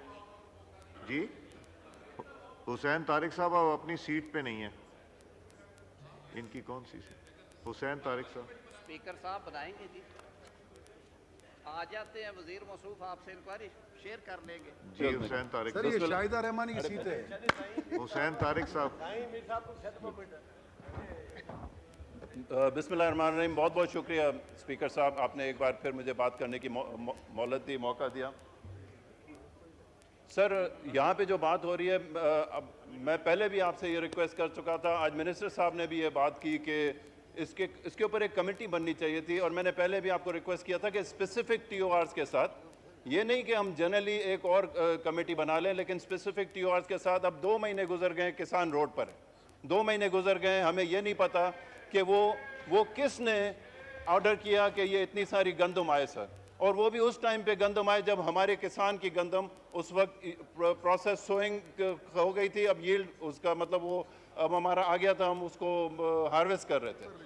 तो हार्वेस्टिंग के टाइम पे अगर ये हुआ है तो चलें, जुडिशल कमीशन को छोड़े, जुडिशल कमेटीज़ को छोड़ दें, लेकिन जिस तरह मिनिस्टर साहब कह रहे हैं, कम से कम यहाँ की कोई कमेटी तो हो जो हमें बता सके कि ये आखिर किसने ये जुल्म किया किसान के साथ, किसने ये पाकिस्तान के साथ जुल्म किया। एग्रीकल्चर साथ जो अभी इसमें ये लिखा हुआ है कि 22% जो है ना GDP का वो एग्रीकल्चर की तरफ से होता है, और तकरीबन 45% जो टोटल लेबर फोर्स है पाकिस्तान की, वो भी एग्रीकल्चर में ही जो है जिम है। एग्रीकल्चर के थ्रू 45% पाकिस्तान की जो लेबर फोर्स है वो खाती है जी। ये हमारा फूड सिक्योरिटी है, पहले हमारा अपना पेट है सर, बाकी सब चीज़ चल जाएगी। हम अगर बाद में जाके ये अगर आज हम कर रहे हैं, this would have long lasting effect sir, क्योंकि अगले 2 साल 3 साल तक हो सकता है अब किसान गंदम लगाए ना, क्योंकि इस बार इतना नुकसान हुआ है कि यकीन करें कि जो उसने कर्जा उठाया था ना स्पीकर साहब, वो कर्जे के भी पैसे अभी वो ये इस रेट पे बेच के वो अपना कर्जा नहीं उतार सकता। कहाँ से वो खुद खाएगा, कहाँ से अपने बच्चों को खिलाएगा, कहाँ से वो अगली अपनी कॉटन या और क्रॉप्स लगाएगा सर। तो मेरी रिक्वेस्ट ये है, और मैं फिर आपसे सर बिल्कुल स्पेसिफिक TORs के साथ मैं रिक्वेस्ट कर रहा हूँ कि जिस तरह मिनिस्टर साहब भी कह रहे हैं कि स्पीकर साहब इस बार हमारी एक कमेटी हो जो कम से कम हमें बताए तो सही कि ये जुल्म हुआ क्यों, इसका किसको फ़ायदा हुआ, उसमें नाम इस मुल्क के सामने लाएं, हमारी इस कौम के सामने वो नाम आए कि उन्होंने किसने मिल के हमारे को इतना बड़ा इस मुल्क को चूना लगाया, इस मईशत को इतना डिस्ट्रॉय किया, और हमारी जो किसान कम्युनिटी है उसको इतना नुकसान पहुंचा दिया। मिनिस्टर साहब, बिल्कुल जो बात यहाँ पे की है, एक जो अगर आपके मतलब की बात ही हो रही है, आपने एक सवाल उठाया, उसका जवाब दे रहा हूँ। मस्ती खेल साहब ठीक फरमाया मेरे भाई ने, मैंने तो इसीलिए ये अर्ज़ की है कि आप इस हाउस के कस्टोडियन हैं, आप वज़ीर मौसूफ तशरीफ़ ले आएंगे राना तनवीर साहब, आप उनसे एक ब्रीफिंग ले लें चेंबर में, जो इंक्वायरी रिपोर्ट है वो भी एग्ज़ामिन कर लें। आप ज़रूरत महसूस करें तो आप आयल के दोनों तरफ हमारे बड़े काबिल दोस्त बैठे हैं, आप उनसे शेयर कीजिएगा। उसके बाद अगर ज़रूरत है तो मैं कहता हूँ कि अगर फिर भी आप समझे तो कमेटी, इस मुअज़्ज़ज़ ऐवान के अरकान की कमेटी मेरे लिए बतौर पार्लिमानी रुकन के ज़्यादा मोतबर है कि इसकी बजाय कि कोई सेशन जज साहब या कोई हाई कोर्ट के रिटायर्ड जज या हाज़र सर्विस उसको इंक्वायर करें। हमें एक दूसरे पे एतमाद होना चाहिए और हम रिस्पॉन्सिबल लोग हैं। जी असलम गुम्मन साहब सप्लीमेंट्री। असलम गुम्मन साहब सप्लीमेंट्री। जी सप्लीमेंट्री सवाल कीजिए। सप्लीमेंट्री सवाल कीजिए। जी सवाल कीजिए। जी माइक, हाँ खुल गया माइक आपका। जनाब स्पीकर, मेरे बड़े अजीज़ और काबिल एहतराम भाई आज़म नज़ीर सेनेटर साहब ख़ुद ज़िम्मेदार हैं और मुझे आज तकलीफ़ हो रही है कि उनके अल्फाज जो हकीकत है उसका साथ नहीं दे रहे। दिल में कुछ और है लेकिन वो इतने मजलूम है। इस आवाम की इतनी बेतुकरी मैंने कम से कम नहीं देखी कि मैंने पिछले सेशन में उठाया था पॉइंट कि जिन्होंने गंदम इंपोर्ट की उनके खिलाफ क्यों नहीं इंक्वायरी कराई जा रही, जबकि वाफर हमारी फसल हो रही थी और बाहर से पिछली निगरान हुकूमत ने इंपोर्ट की और उस हुकूमत में उसको जारी रखा। 45 रुपये रेट, बाहर से 31 रुपये लेकर 45, और आज इनका किसान इनके अपने ज़िले में इनके साथ इनके पास को है आफताबाद में, वहाँ 2 लाख बोरी दी गई और पूछे कहाँ गई, वहाँ इंक्वायरी हो रही है। एक MPA ने 1 लाख ले ली। ये मुल्क है। मैं पार्लियामेंट आपसे रिक्वेस्ट कर रहा हूँ, खुदारा किसान का सोचिए, इसका आने वाले 4 साल तक इफेक्ट होगा। इस वक्त किसान, तारड़ साहब मेरे साथ चलें, मैं किसान को मिलकर रहा हूँ, मैं आड़ती को मिलकर रहा हूँ। उन्होंने कर्जे लिए हुए थे, आड़ती उनकी चबी 2500 रुपये से गंदम खरीद कर मजबूर कर रहे हैं कि उनको मुंजी लगाने के लिए, चावल लगाने के लिए पैसे नहीं मिल रहे। दूसरा, खुदारा ये इंक्वायरी, एक वजीर जो बड़ा ताकतवर है टीवी पे आकर कहता है कुछ नहीं होना, जो दिल को गंदम जिन्होंने इंपोर्ट कराई, जिन्होंने फेडरल गवर्नमेंट को लिखा, वो वजीर आकर टीवी पे कहता है कि कुछ नहीं होना, जो दिल का लो। तारड़ साहब इसका जवाब दें। जी और मेरा सवाल यह है कि वजीर आजम पाकिस्तान रायत जो कहते हैं कि मैं इंक्वायरी कराऊंगा, उन्होंने पब्लिकली कहा, और जो लोग इन्वॉल्व उनको कैसे तक, मैं कहता हूं यह पार्लियामेंट कमेटी बनाएं। उसका मुझे, मैं भी MSc एग्रीकल्चर हूं, मैं जिम्मेदार का बेटा हूं, मैं साबित करूंगा कि हुक्मरान यहाँ वजीर आला और वो पंजाब के वजीर आला, साहब वजीर आला और यहाँ निगरान वजीर शामिल थे, और उनको क्यों नहीं कोई पूछ रहा, उनको इंक्वायरी तक नहीं बुलाया गया। एक सेक्रेटरी को सस्पेंड करके कहते हैं इंक्वायरी हो गई है। तारड़ साहब आप मेरे भाई हैं, जिम्मेदार, खुदारा अपने दिल की आवाज़ करें, किसानों को बेचारा उनका मुआशी कत्ल ना करें, और आने वाले कोई लोग गंदम बीजेंगे नहीं, आप क्या करेंगे, फिर इंपोर्ट करेंगे, ज़र मुबादला भेजेंगे। ये मेरा आपका सवाल है कि दिल की बात करें। तारड़ साहब, मैं एक तो वजाहत कर दूं कि मैं जो कह रहा हूं वो मैं दिल से ही कहता हूं, और मैं कभी मिन्स नहीं करता अल्फाज को। व्हाट आई से आई मीन इट। मैं खुद I am son of a soil, मैं ज़मींदार का, काश्तकार का बेटा हूँ, और मेरा आजकल वकालत के बाद गुज़र बसर भी इसी पे है। वो काम छोड़ दिया क्योंकि जब आप इधर आते हैं हमारा लाइसेंस सस्पेंड हो जाता है। ये पता है शेर अफजल को इस बात का, और अली मोहम्मद को। मैंने अर्ज़ की कि उस वक्त इंटरनेशनल मार्केट में जब प्राइसेस नीचे गई, फूड सिक्योरिटी के हवाले से प्राइवेट सेक्टर ने गंदम इंपोर्ट की, सरकार ने एक दाना इंपोर्ट नहीं किया। ये फैक्ट्स कौम के सामने रखने ज़रूरी हैं, ये पता है। मैं अर्ज़ कर रहा हूँ जो इजाज़त दी गई वो मार्केट असेसमेंट पे कितनी थी। एक सर मुझे बोलने का मौका दे जनाब स्पीकर, मुझे बोलने का। स्पीकर साहब अगर मौका दे दे तो मैं जवाब का, जी आप बात करें, मुतहम्मल हो सकता हूँ, सवाल का जवाब दूँ। उस वक्त जो एक मौक़िफ़ रखा गया उससे इत्तफाक ना मैं करने का हक रखता हूँ, मैं उससे डिसएग्री करूँ या एग्री करूँ, आपके लिए भी ओपन है। जो मौक़िफ़ उन लोगों ने जो इंक्वायरी में आए उन्होंने रखा वो ये था कि जी ये फोर्स किया जा रहा था कि प्राइसेस फिर दोबारा ऊपर जाएंगी। बाहर कैफ प्राइसेस ऊपर नहीं गई। दूसरा, अल्हम्दुलिल्लाह हमारे यहाँ भी इस दफ़ा बम्पर क्रॉप हुई, मौसमी हालात ऐसे आए, काश्त ज़्यादा हुई थी। सपोर्ट प्राइस आप सबको मालूम होगा कि यकदम उसमें 30% का इजाफ़ा किया गया था पिछले साल। उसकी वजह से जब सपोर्ट प्राइस ऊपर आई, ज़िम्मेदार भी अट्रैक्ट हुआ, मार्केट पिछली दफ़ा आपको पता है बॉर्डर्स बंद करके कंट्रोल की गई थी, बैनुल सूबाई नकलो हमल, स्मगलिंग की शिकायत थी, उसको टाइट किया गया। 2-3 फैक्टर्स इकट्ठे हुए हैं, इंटरनेशनल मार्केट में प्राइसेस का नीचे जाना, साइमल्टेनियसली स्मगलिंग के हवाले से बॉर्डर्स टाइट हुए, नंबर 3 आपकी क्रॉप जो थी वो बम्पर क्रॉप हुई।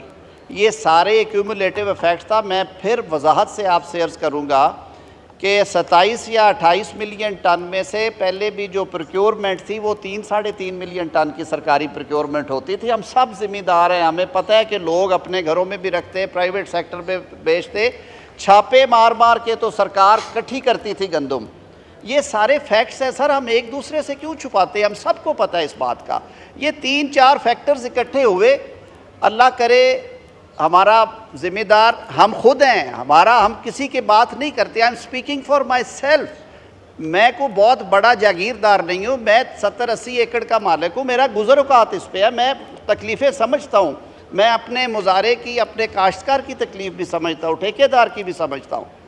लेकिन गवर्नमेंट के पास बताएं कि इसका चिराग वाला हल तो नहीं है कि ओवरनाइट आप हज़ारों अरब रुपए दरकार हों ये सारी प्रोक्योरमेंट करने के लिए। ये कहाँ से आए? कर्ज़ा लेके आप ये प्रोक्योरमेंट करते थे, उस पे 22% मार्कअप ऊपर चढ़ता था, फिर आप वो पैसे डाल के फ्लोर मिल्स को वो गंदम देते थे, उससे फिर वो आटे की कीमत सर्दियाँ आने पे डबल हो जाती थी।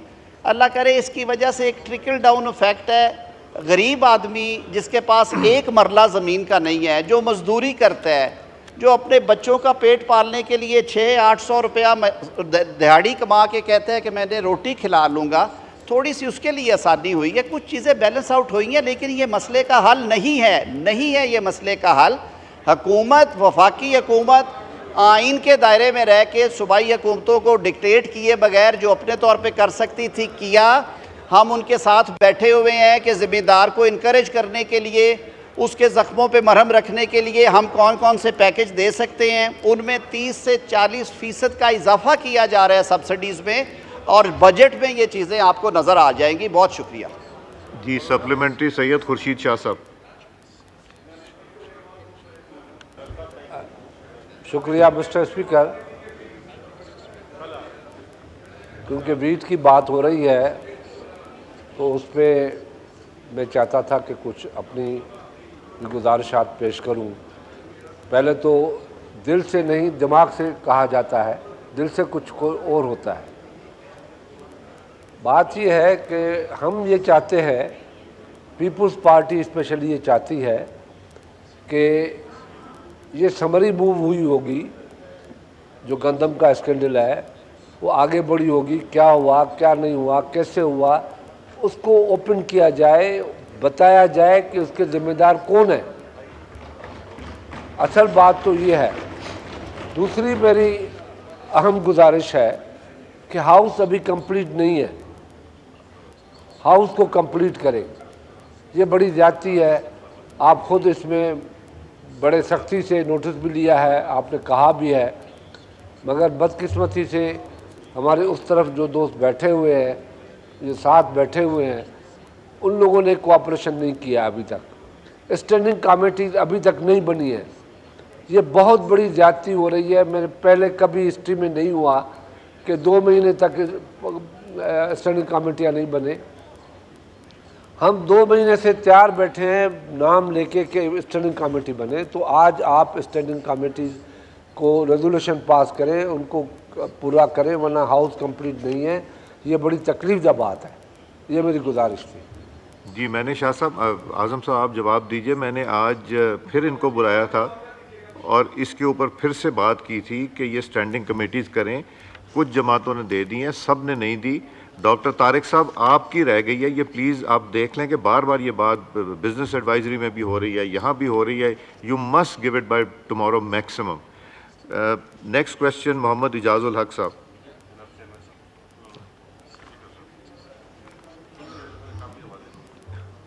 जी इजाजुल हक साहब का माइक खोलें, बटन दबाइए इजाज साहब।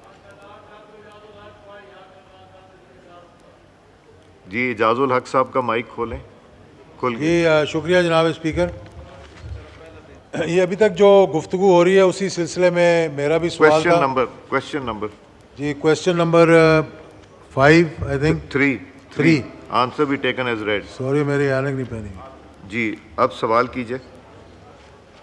जी, सवाल यही मैंने पूछा था। एक तो थोड़ा सा मैं इस पे जिक्र करना चाहूँगा कि जो अभी गुफ्तगू हो रही थी उसी का हिस्सा है, एक किस्म का फूड सिक्योरिटी का हिस्सा है। पास्को ने जो कुछ किया इस दफ़ा उसकी बारे में मैंने सवाल किया था। तो मैंने पूछा ये था कि कहाँ कहाँ पर दफ्तर खुले हुए हैं इनके। तो उन्होंने कहा we have 238 offices all over Pakistan और पंजाब और वेर एवर। और उसके साथ ही मैंने सवाल पूछा था कि क्या क्राइटेरिया है आपका ऑफिस खोलने का कि जहाँ पर कैपिटा सबसे ज़्यादा प्रोडक्शन हो रही है वहाँ पे ऑफिस ही कोई नहीं है। और इस दफ़ा जो किसान के साथ हुआ, जो यहाँ पर आज बात हो रही थी, मुझे अच्छी लगी बात जनाब तारड़ साहब की कि 2-3 मरतबा उन्होंने कहा कि इस हाउस की कमेटी बनाएं, ये देखा जाए ये जो विशेष सर्कल चल रहा था कि पहले गंदम को इंपोर्ट किया जाता है और उसके बाद फिर उसको एक्सपोर्ट किया जाता है। और किसान का इस दफ़ा जो हाल है वो आप सोच ही नहीं सकते यहाँ इस हाउस में बैठकर कि किसान के साथ क्या हो रही है और किसान का क्या हाल है और किस तरह से वो सरवाइव कर रहे हैं। मैं ये कहना चाहूँगा यहाँ पर कि 500 रुपये की एक बोरी बिकी है, वो किसान तक नहीं पहुँची, वो आड़तियों ने लेकर अमले के साथ मिलकर, पैसा मुझे नहीं पता कि कहाँ से कहाँ तक गया है, यहाँ तक कि FIA ने उनके ट्रक पकड़े जो कि गंदम की बोरियां एक ज़िले से दूसरे ज़िले पे जा रही थी। तो मैं ये कहूँगा कि जो तारड़ साहब ने अभी प्रपोज़ल दिया है और हमारे दोस्त इंसिस्ट कर रहे थे कि जुडिशल कमीशन होना चाहिए, मैं कह रहा हूँ कि इस हाउस की कमेटी बना दें, ये चेक करें। क्योंकि हमें ये मालूम है, ये पता था कि इस दफ़ा एक बम्पर क्रॉप होगी, हमें ये भी मालूम था। अगर आप रिकॉर्ड उठा के देखें कि पिछले साल की अभी तक कितनी गंदम पड़ी हुई है, पिछले साल की जो गंदम पड़ी हुई है अभी तक वो स्टोरेज के अंदर है। जी, सवाल क्या? बाहर ओपन में पड़ी हुई है, उनके ऊपर तरपालें डली हुई हैं और मज़ीद गंदम जो है वो किसान लेकर बैठा हुआ है। और जो लोग बड़े लोग हैं ज़मींदार, वो उसको होर्डिंग कर रहे हैं, उसको संभाल के रख रहे हैं। कल को क्या होगा कि जब थोड़ी बहुत कमी आएगी तो आप क्या करेंगे कि उन्हीं किसानों को पकड़ेंगे जिन्होंने वो अपनी स्टोरेज की होगी और फिर वहाँ पर छापे पड़ेंगे और वहाँ पे उनको पकड़ कर फिर अंदर किया जाएगा। तो मैं ये कह रहा था सिर्फ कि पंजाब गवर्नमेंट की तो इस दफ़ा कोई पॉलिसी नहीं आई, ना उन्होंने गंदम ख़रीदी है। एक जो नेशनल फूड सिक्योरिटी की हमारी मिनिस्ट्री है जिसके अंडर पास्को आता है, उन्होंने जो थोड़ी बहुत गंदम दी है, अभी यहाँ ब्रिगेडियर घुमन साहब कह रहे थे कि किसी के घर से निकली है, रोज़ की अफवाहें हैं कि जी फलाने MNA के घर 1 लाख बोरी चली गई, फलाने के घर 50,000 बोरी चली गई। किसी MNA के घर बोरी नहीं गई, बोरियां अमले ने आड़तियों के साथ मिलकर बेची है और वो पैसा पता नहीं कहाँ कहाँ डिस्ट्रीब्यूट हुआ है। इस चीज़ की इंक्वायरी होनी चाहिए, मैं समझता हूँ। जी आज़म साहब, अच्छी बात की जी फाजल रुकन ने, जो आखिरी बात कर रहे थे। इंक्वायरी नहीं सर, इंक्वायरी से बात आगे गई है। FIA को टास्क किया गया, FIA ने इंक्वायरी करने के बाद जिन जिन सेंटर्स के ऊपर क्रिमिनल एक्ट्स पाए गए वहाँ पे FIRs हुई हैं, गिरफ्तारियाँ हुई हैं। उसके लिए एक स्पेशल कमेटी बना रखी है प्रोसिक्यूशन की। प्राइम मिनिस्टर साहब ने मिनिस्टीरियल ओवरसाइट रखी है। और मैं फिर ये कह रहा हूँ फ्लोर ऑफ हाउस पे, क्योंकि जो बेगुनाह लोग हैं उनके साथ ज़्यादती ना हो जाए और बड़ी मछलियाँ पीछे ना रह जाएँ। प्राइम मिनिस्टर की ये हदायत है वज़ीर आज़म शहबाज शरीफ साहब की कि कोई बेगुनाह आदमी जो है वो चालान नहीं होगा और कोई गुनाहगार जो जितना भी बड़ा है वो इससे बचेगा नहीं। जो ये बात है कि कोई लाख बोरी ले गया, आपको भी पता है ये हुस्ने बयान के लिए हो जाता है, लेकिन ये वाक़यात हुए हैं जहाँ पे मेरे अपने ज़िले में, मैं नाम नहीं लूँगा, मेरे दोस्त नाराज़ हो जाएंगे अपोजिशन के, हमारे पार्लिमानी जो रुकन हैं उनके हवाले से काफ़ी ज़्यादा शोर मचा के जी एक सेंटर से 10,000 बोरी जो थी उन्होंने वो ज़बरदस्ती वहाँ से उठाई गई। उसके बारे में भी वो तहकीकात हो रही हैं। लेकिन coming back to the point जो मैंने अर्ज़ किया था पार्लियामान जनाब स्पीकर अपनी एक्सटेंडेड आर्म के ज़रिए एक एग्जेक्टिव के ऊपर ओवरसाइट एक्सरसाइज करती है। जो बात जनाब खुर्शीद शाह साहब ने की है, पीर साहब ने वजह फरमाया कि हाउस कंप्लीट होगा जब हमारी कमेटीज़ हैं। अपोजिशन ने भी आज एडवाइज़री कमेटी में कहा कि वो नाम फाइनल कर चुके हैं, वो दे देंगे आपको, आप कमेटीज़ बनाएं। मेरी नज़र में इस ऐवान की इज़्ज़त और तौकीर इस बात में है कि जो फूड सिक्योरिटी की कमेटी बने, स्टैंडिंग कमेटी, वो इस मामले को देखेगी।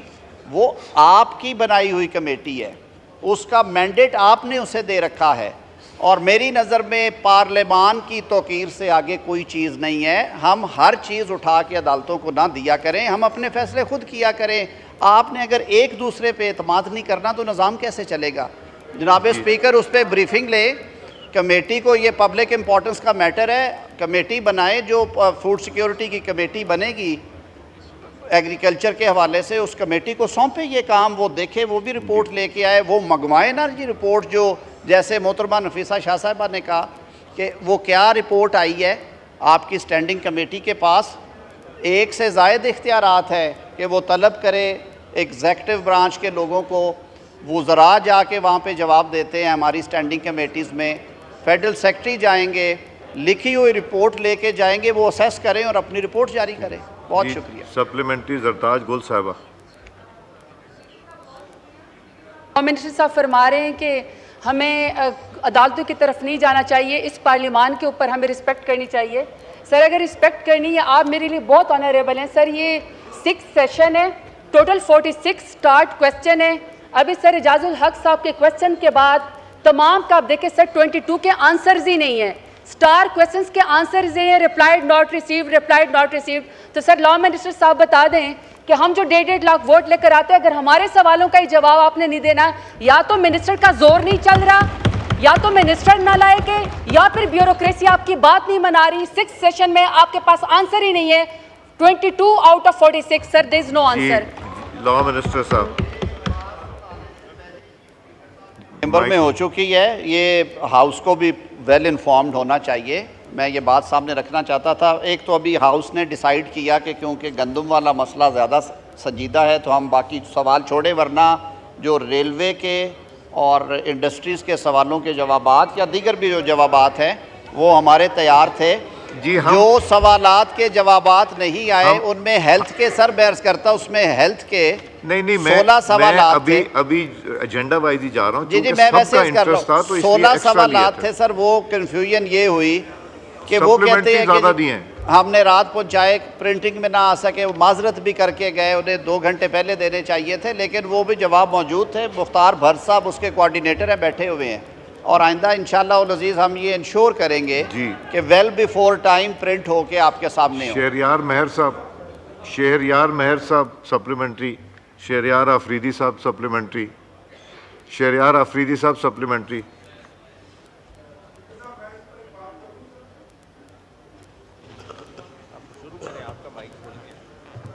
थैंक यू स्पीकर साहब। अमित डोगर साहब ने कोई बात करनी है? जी नहीं, आप कर लिए जी सर। सब कंसेंसस है इस हाउस में कि ये बड़ा इम्पोर्टेंट इशू है, और किसान जो है पाकिस्तान की बुनियाद है, और उनको इज़्ज़त देना, उनके मसाइल हल करना, बज़ाहिर जो इस वक्त कंसेंसस है वो यही बता रहा है कि वो प्रायोरिटी नंबर 1 है। इसीलिए आपने क्वेश्चन आवर को भी, बाकी क्वेश्चंस को डेफर किया। कोलिशन पार्टनर्स जो हैं वो भी इस पे एम्फेसाइज कर रहे हैं, मिनिस्टर साहब भी इस पे एम्फेसाइज कर रहे हैं। अब सवाल ये है वो कौन सी ऐसी चीज़ है कि इतनी बड़ी ताकत को हाथ लगाना जो है, उससे हाथ भी जल रहे हैं, ज़बान भी जल रही है, टांगे की भी कांप रही हैं, और सबसे बढ़कर ये कि कोलिशन पार्टनर्स की, फिर भी मैं करेज को सलाम करता हूँ। पीपल्स पार्टी ज़रा अपने आप को थोड़ा सा हिलाए तो मेरे ख्याल में बहुत कुछ हो सकता है। अदरवाइज मिनिस्टर साहब, I believe you have given up. Thank you. जी मीर शबीर बजरानी साहब।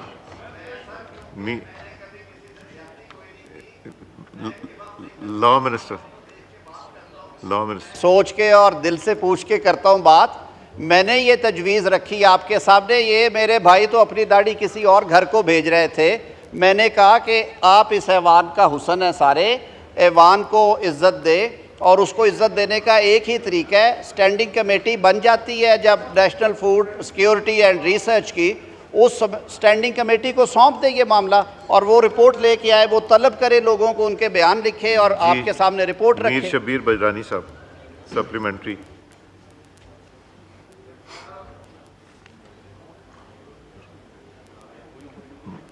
आप बटन भी दबाइए।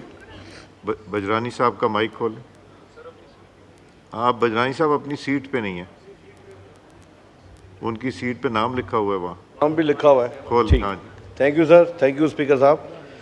सर मेरी गुजारिश ये होगी ऑनरेबल मिनिस्टर साहब से कि वो जो कमेटी की बात कर रहे हैं, ये गंदम का इशू हमारा ऐसा इशू है कि हमें फिल फॉर उसी वक्त किसानों को रिलीफ चाहिए था, जो कि नहीं मिला। और अब हम गुजारिश कर रहे हैं, लास्ट सेशन में आपने कहा था कि आपके मिनिस्टर राणा तनवीर साहब बैठेंगे, आपके साथ मीटिंग करेंगे, न वो मीटिंग हुई, न उस मीटिंग में कोई डिस्कशन हुई, न कोई बात हुई। उसके बाद हमने रिक्वेस्ट की, हमारे MNA तारिक शाह साहब ने भी बोला और मेंबरान ने भी बोला कि इसके ऊपर फौरी तौर पर एक कमेटी बनाई जाए कि आया ये केयरटेकर कैबिनेट में ये गंदम, इसकी इंपोर्ट की परमिशन किस बुनियादों पे दी गई, जबकि हमारे पूरे मुल्क में, पंजाब में, सिंध में बम्पर क्रॉप सर तैयार थी और वो गंदम आज धूल उधर चल रही है और उस गंदम हमारी ज़मींदारों की, काश्तकारों की वो बिकी नहीं। तो क्यों नहीं इस कमेटी को सर फॉर्म किया जा रहा फौरी तौर पे? सेक्रेटरी फूड को हटा के हमारे ज़ख्मों पे सर वो नमक वो छिड़कने वाली बात है, उसके हटाने से हमें कौन सा रिलीफ मिला? ज़मींदारों को कौन सा रिलीफ मिला और काश्तकारों को कौन सा रिलीफ मिला? सर सेक्रेटरी को हटाने से कोई रिलीफ नहीं मिलता। आप फौरी तौर पे कमेटी बनाएं।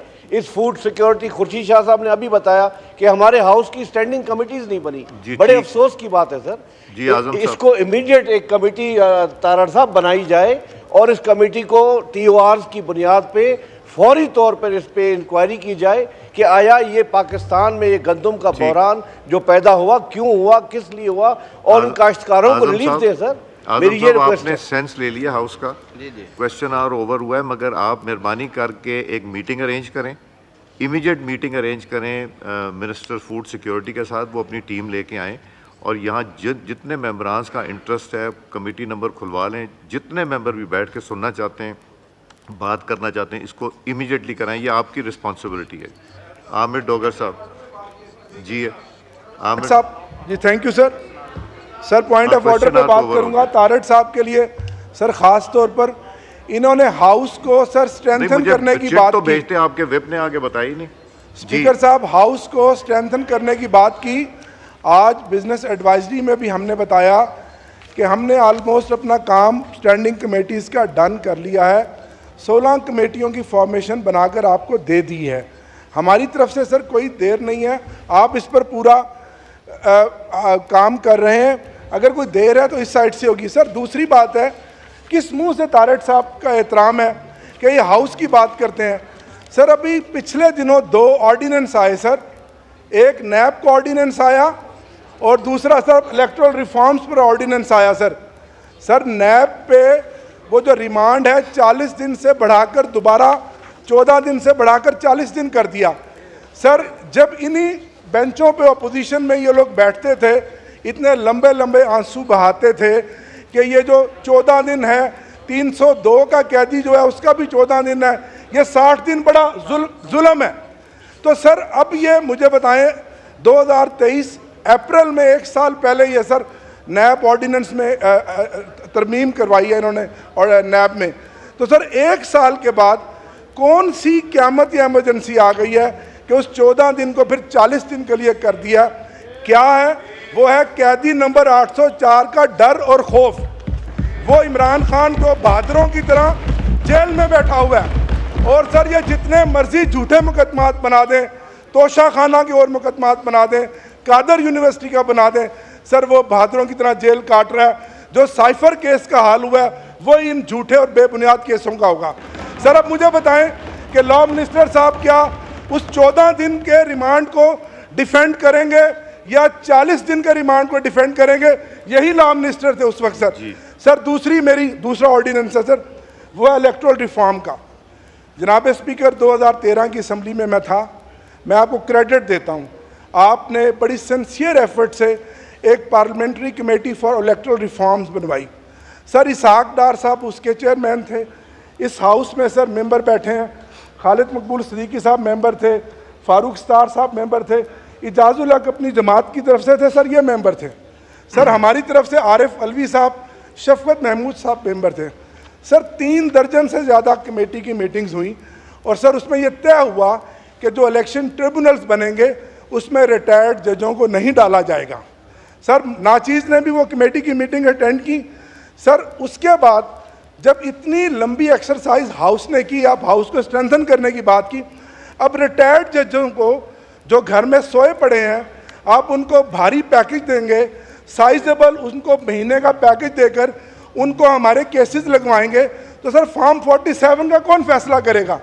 सर 120 दिन में तो रिटायर्ड जज ने फैसला नहीं करना, वो 5 साल तक लटकाएगा, क्योंकि उसकी तो नौकरी का मसला है, उसने तो फैसला नहीं करना।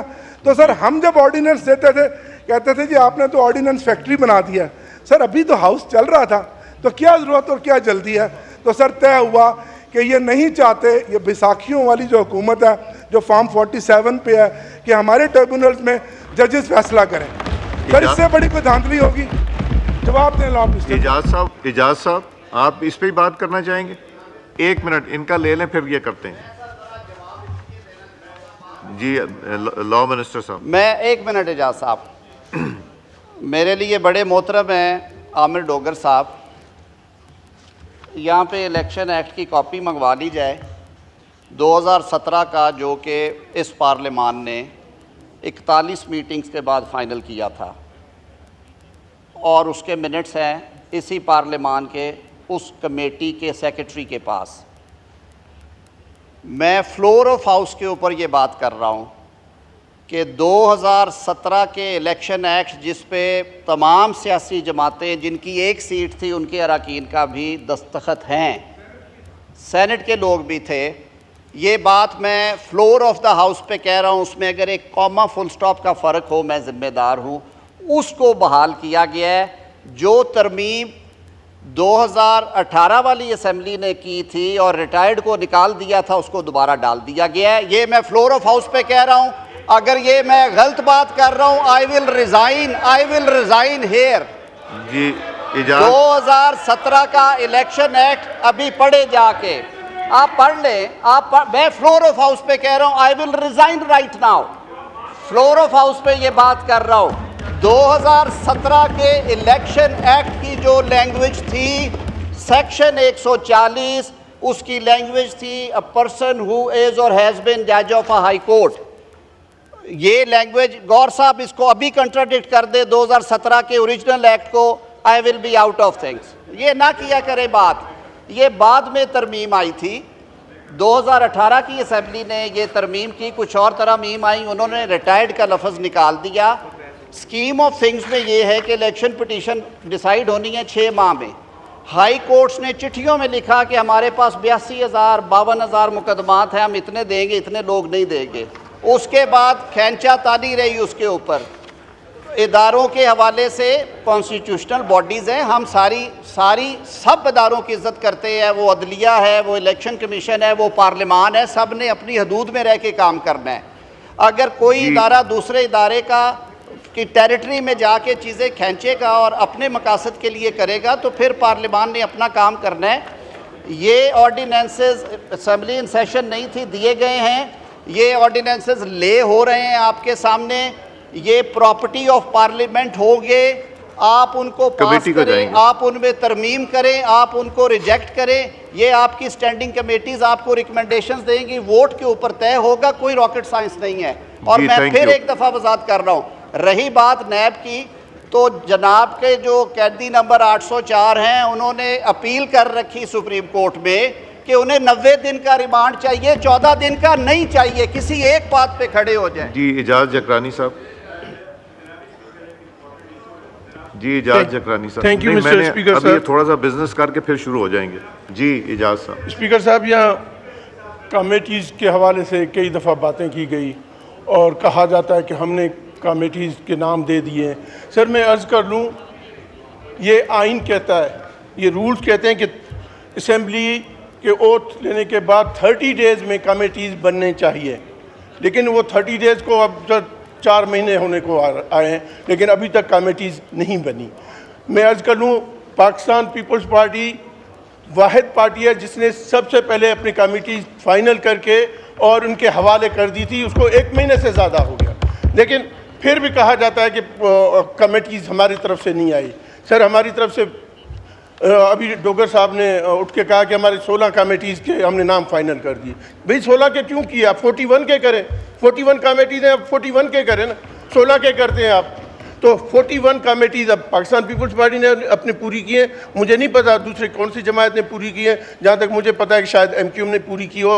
अब मैं ये अर्ज़ कर रहा हूँ आपके तवसत से, आप ये पाबंद करें sir.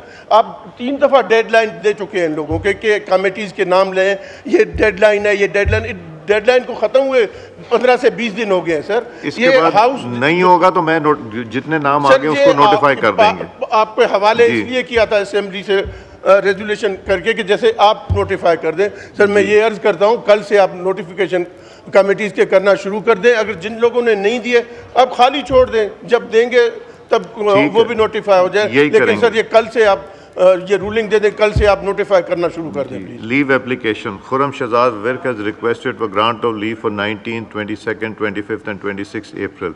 Is leave granted? Granted. Muhammad Yusuf Talpur has requested for grant of leave for 13th to 15th May. Is leave granted? Granted.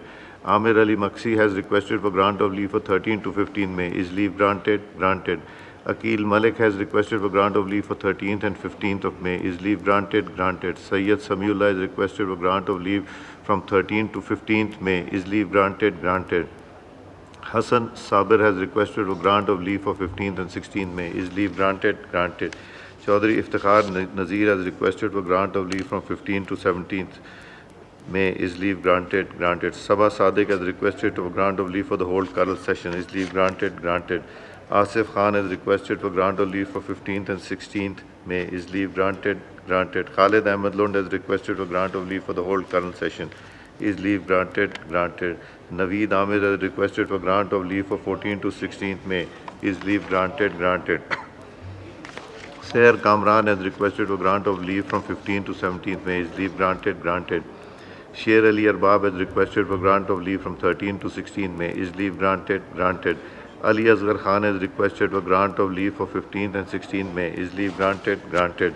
Muhammad Ahmed Chattha has requested for grant of leave for 17th May. Is leave granted? Granted. Dawar Khan Kundi has requested for grant of leave for 17th May. Is leave granted? Granted.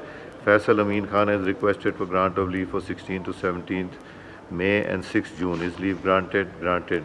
Mia Khan has requested for grant of leave for 16th and 17th May. Is leave granted? Granted.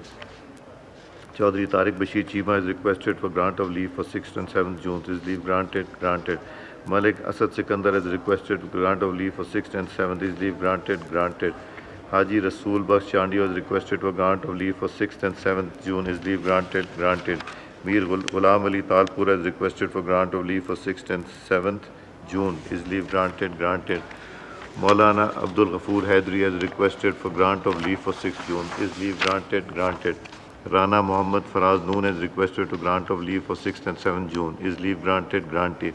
Haji Jamal Shah Kakad has requested for grant of leave for 6th and 7th June. Is leave granted? Granted. Zara Wadood Fatmi has requested for grant of leave for 6th and 7th June. Is leave granted? Granted. Item number 3, Nuzhat Sadiq to move item number 3, calling attention for Minister for Federal Education. जी शुक्रिया जनाब speaker. I would like to invite attention of the Minister for Federal Education and Professional Training to a matter of urgent public importance regarding inadequate facilities in schools of Federal Directorate of Education Islamabad, shortage of teachers and growing number of out-of-school children causing grave concern amongst the public. Ji Khalid Maqbool Siddiqui Sahab to make a brief statement. जी शुक्रिया जनाब speaker, बहुत अहम सवाल है और बड़ा ज़रूरी सवाल भी था। और ये थी सूरत हाल जहाँ तक टीचरों की कमी का ताल्लुक़ है, तकरीबन 1000 के करीब 975 primary school, secondary school, higher secondary school के टीचर्स का इंटरव्यू का सिलसिला जारी है और तकरीबन इनमें से 400 डेपुटेशन पे भी हैं और ये मसला आने वाले चंद दिनों में या इस महीने के एंड तक इंशाअल्लाह ताला मुकम्मल हो जाएगा। जी एक क्वेश्चन कीजिए नुज़रत सादिक साहब।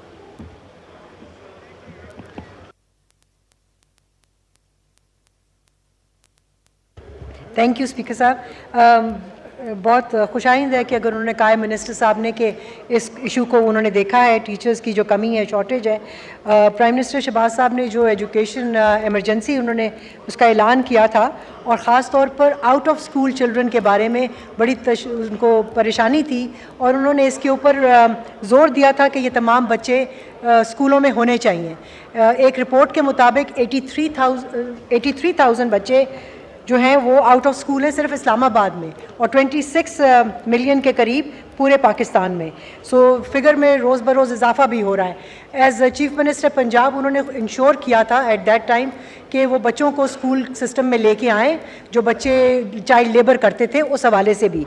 तो मेरा सवाल है मिनिस्टर साहब से कि जो बच्चे आउट ऑफ स्कूल हैं, अगर आपने कोई ऐसा मैकेनिज़्म बनाया है कि इन बच्चों को आपने स्कूल में तो ले आए और आपके पास कोई ऐसा सिस्टम है, टारगेटेड पीरियोडिक असेसमेंट आप करते हैं या कोई ट्रेस एंड ट्रैक सिस्टम आपके पास मौजूद है कि आप देखें साल के बाद के बच्चे जो आउट ऑफ स्कूल और अब स्कूलों में हैं, क्या वो रिटेन हो गए हैं, क्या वो वहाँ पे हैं, मौजूद हैं, या वो फिर आउट ऑफ स्कूल हो गए हैं? ऐसा कोई सिस्टम अगर है तो उसका बता दीजिए। और इस तरह फिर मैं समझती हूँ कि पीएम साहब का जो कंपल्सरी एजुकेशन पर जोर दे रहे हैं, आई थिंक उसकी ट्रू लेटर एंड स्पिरिट में उसकी इम्प्लीमेंटेशन हो सकेगी और हम देख पाएंगे कि वो हुआ है। बहुत शुक्रिया। जी खालिद मकबूल सिद्दीकी साहब। जी एक और अहम सवाल, बड़ा अहम सवाल हमारे ऑनरेबल मेंबर ने उठाया है। जब इस दफ़ा जब आदाद व शुमार नंबर्स देखे गए पाकिस्तान के अंदर स्कूल एजुकेशन में, तो वो बहुत डिस्टर्बिंग थे, परेशान कुन थे और मैंने ख़ुद वज़ीर-ए-आज़म से तकाज़ा किया था कि ये गैर मामूली सूरत हाल है और इसमें गैर मामूली इक़दामात की ज़रूरत है।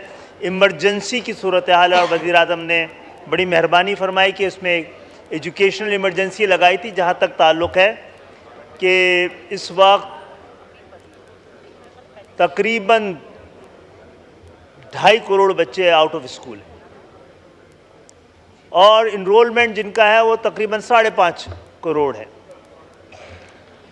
जहाँ तक वफाकी हुकूमत का ताल्लुक़ है जनाब स्पीकर, इसकी ज़िम्मेदारी बुनियादी तौर पे 18वीं तरमीम के बाद सिर्फ इस्लामाबाद की टेरिटरी तक रह गई है, लेकिन वो अपनी ज़िम्मेदारी पूरे पाकिस्तान की समझती है। इसीलिए पूरी आलमी दुनिया को ये मुतवज्जो कराया गया, इस बात पर आलमी इदारों को मुतवज्जो कराया गया है और उस पर उनकी मदद ली जा रही है। और पाकिस्तान के तमाम आने वाले वक्तों में हम तमाम सूबे के वज़रा के साथ, वज़ीर आला के साथ बैठ के भी इसको एड्रेस करेंगे। जहाँ तक इस्लामाबाद में सबसे अहम तजर्बा ये किया गया कि देखें ये स्कूलों में जो बच्चे नहीं हैं या जो हैं उनकी एक बड़ी तादाद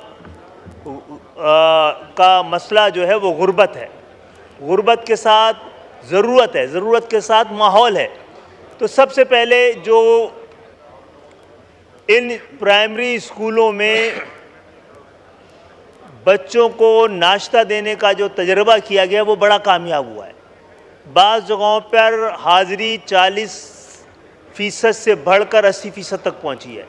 ये इत्तला जब माँ बाप के पास, जिनके लिए मजबूरी थी कि बच्चों को स्कूलों में ना भेजें अपने माली हालात की वजह से, उनकी भी हिम्मत होगी, उनकी भी हौसला अफजाई होगी। इसके साथ साथ बच्चों के लिए उनकी सेहत का इंतज़ाम भी किया जा रहा है और इसके साथ साथ फिर पूरा इंफ्रास्ट्रक्चर तब्दील किया जा रहा है, स्कूलों को मजबूत किया जा रहा है, उनका माहौल बेहतर बनाया जा रहा है, वहाँ पर टेक्नोलॉजी लाई जा रही है और उनकी बुनियादी तालीम में जो टीचर्स का किरदार है उसको भी बढ़ाया जा रहा है।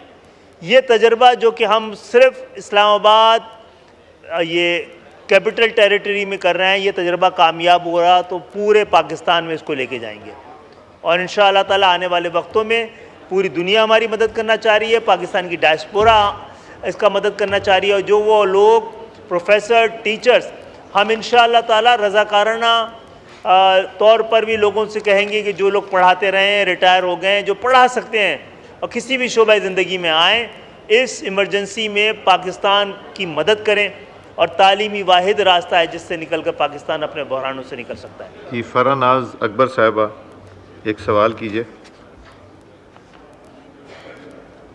फरा नाज अकबर साहिबा। फरा नाज अकबर साहिबा। प्रिया स्पीकर साहब, मेरा सवाल मोहतरम मिनिस्टर साहब से ये है कि जो दानिश स्कूल के हवाले से है, जो स्पेसिफिकली द वन जो इस्लामाबाद में है, उसमें क्या पेशरफ्त हुई है? जी मिनिस्टर साहब।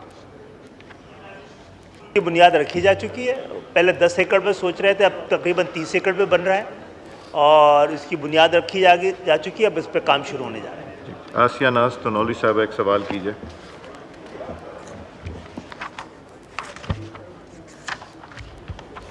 शुक्रिया स्पीकर साहब। स्पीकर साहब, मैं ये कहना चाहूँगी कि मिनिस्टर साहब तो बहुत अच्छे तरीके से जवाब दे रहे हैं। टीचर्स के हवाले से भी बात की उन्होंने कि टीचर्स को अपॉइंट किया जा रहा है, उनके इंटरव्यूज़ हो रहे हैं, लेकिन मैं ये कहना चाहूँगी कि टीचर्स को अपॉइंट करना ही मसले का हल नहीं है। टीचर्स ट्रेनिंग के हवाले से भी काम होना चाहिए ताकि उन टीचर्स की ट्रेनिंग्स भी हो, तो इस पर भी फोकस किया जाए। दूसरा, मैं एक बात और कहना चाहूँगी कि तलहाड़ का इलाका जो है वो इस्लामाबाद वफाक में ही आता है और वहाँ पे कोई भी टीचर ऐसी नहीं, क्योंकि वहाँ पे कन्वेंस का इंतज़ाम नहीं है। वहाँ पे जो भी टीचर स्कूल में जाती है वो अपनी ट्रांसफ़र वहाँ से करवा लेती है, क्योंकि उनको वहाँ पे जाने में बड़ी प्रॉब्लम होती है। तो काइंडली इसके ऊपर ज़रा देखें कि वहाँ के स्कूलों में जो बच्चे हैं उनकी तालीम के ऊपर कितना जो है नुकसान हो रहा है उनका, और वहाँ पे भी टीचर्स की तैनाती का किया जाए ताकि वहाँ के ही टीचर हों जो तलहाड़ के इलाके में उन्हीं स्कूल में पढ़ाएँ। और दूसरा, टीचर ट्रेनिंग के हवाले से बहुत अच्छे इंस्टीट्यूट्स में मुख्तलिफ प्राइवेट इदारे टीचर ट्रेनिंग करवा रहे हैं, उनमें टीचर्स को भेजा जाए और बाकायदा तौर पर उनकी सर्टिफिकेशन हो ताकि वो स्कूल्स में जाके बच्चों को तालीम भी दे सकें और तरबियत भी कर सकें। Minister federal education. ये मैं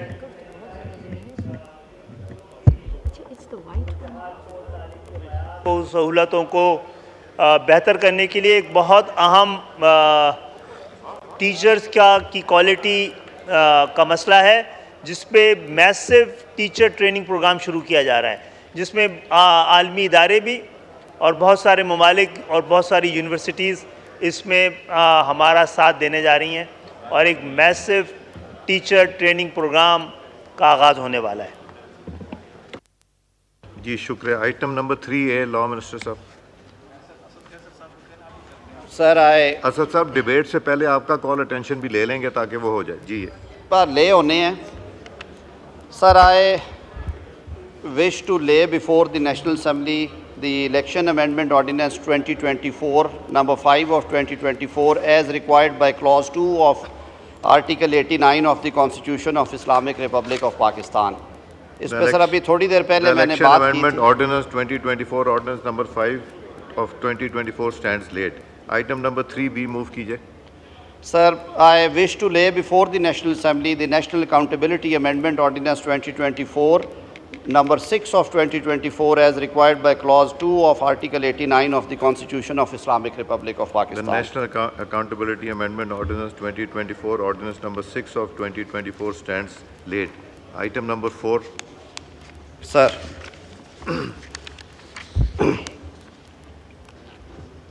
सर ये रेजोल्यूशन सर एक सीड का सीड अथॉरिटी का है सर, वो भी ले होना था, एक्सटेंड होना था। जी मूव कीजिए।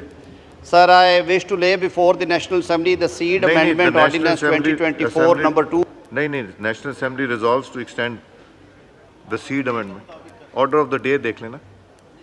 डे में सीड की एक्सटेंशन भी है और ले भी करना है सर, इसकी एक्सटेंशन भी है। जी सर ये बेनिफिशियल है किसान। रेजोल्यूशन जो है जी मूव कीजिए।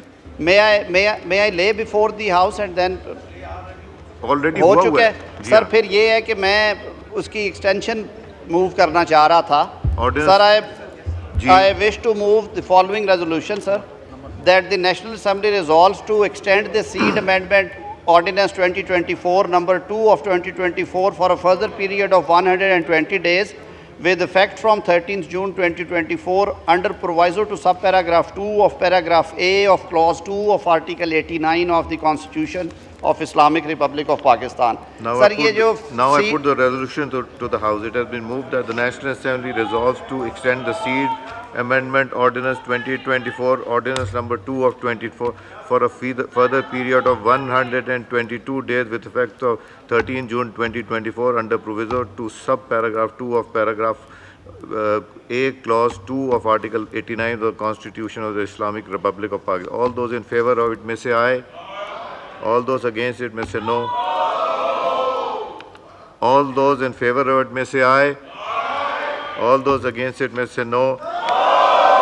I think ayes have it. Consequently, resolution is resolved. जी item number 7 पे आ जाएं. असद कैसर साहब to move item number 7 calling attention from Minister for Water Resources. ये मेरे जनाब स्पीकर असद कैसर साहब जी गौहर साहब का माइक जी गौहर साहब. Janab Speaker, with all due respect, I have been insisting that you should give me a point of order. There is very important point to be brought to the notice of the Parliament. पहली बात तो ये जनाब speaker कि जिस तरीके से ये ऑर्डिनेंस ले डाउन किया गया, मैं इसलिए रिक्वेस्ट कर रहा था कि before it is point out, पहली बात तो ये है कि वज़ीर साहब ने जिसका जिक्र किया है ऑर्डिनेंस का, पहली मैं उठा लेता हूँ जनाब स्पीकर, ये इलेक्शन एक्ट वाला इलेक्शन ऑर्डिनेंस में उन्होंने कहा कि ये वही लॉ है जो 2017 का था. ये ज़रूर है कि 2017 से पहले जो लॉ था वो 1976 में, वहाँ भी ट्राइब्यूनल की कॉन्स्टिट्यूशन रिलेटेड यही लिखा था कि अ जज और हु हैज़ बीन अ जज ऑफ द हाई कोर्ट उससे ट्राइब्यूनल होता था. 2017 में जो लॉ आया उसमें भी यही वर्डिंग लिखी हुई थी एक्ट सेक्शन 140 में कि tribunal shall comprise of someone who is or has been a जज ऑफ अ हाई कोर्ट. इसमें कोई शक नहीं, ऐसा ही लॉ था. लेकिन ये लॉ अमेंड हो गया था, पार्लियामेंट ने अमेंड कर दिया था और ये सेक्शन 35 अब जो एक्ट था वो 2023, ये 5 अगस्त 2023 को इस पार्लियामेंट ने अमेंड कर दिया था. और ये पीडीएम की हुकूमत का यही कहना था कि अगर आपने ट्राइब्यूनल इंडिपेंडेंट रखने हैं तो जजेस वो होने चाहिए जो सर्विंग जजेस हो, ना कि रिटायर जजेस हो. अब वो लॉ चेंज हो गया इलेक्शन से पहले. के सामने हवाला है वो जावेद जब्बार साहब वाला केस था, 2002 में आया था, जिसमें कानून ये चेंज हो गया था आफ्टर द जनरल इलेक्शन कि जो नेशनल असम्बली का इलेक्शन हार जाए वो सेनेट का इलेक्शन नहीं जीतेगा. सुप्रीम कोर्ट ने ये होल्ड कर दिया था कि इलेक्शन से पहले ऐसे चेंजेस होने चाहिए थी, ना कि इलेक्शन के बाद. लिहाजा उस लॉ को जावेद जब्बार के केस में नल एंड वाइड डिक्लेयर किया गया था. इसी तरीके से लोकल गवर्नमेंट का एक्ट MQM वाले भी सुप्रीम कोर्ट लेके आए थे, जिसमें वोटिंग का एक प्रोसीजर चेंज कर दिया था लोकल गवर्नमेंट है और सुप्रीम कोर्ट ने वो भी होल्ड कर दिया था कि लॉ में फिर वो चेंजेस नहीं हो सकती. तो सबसे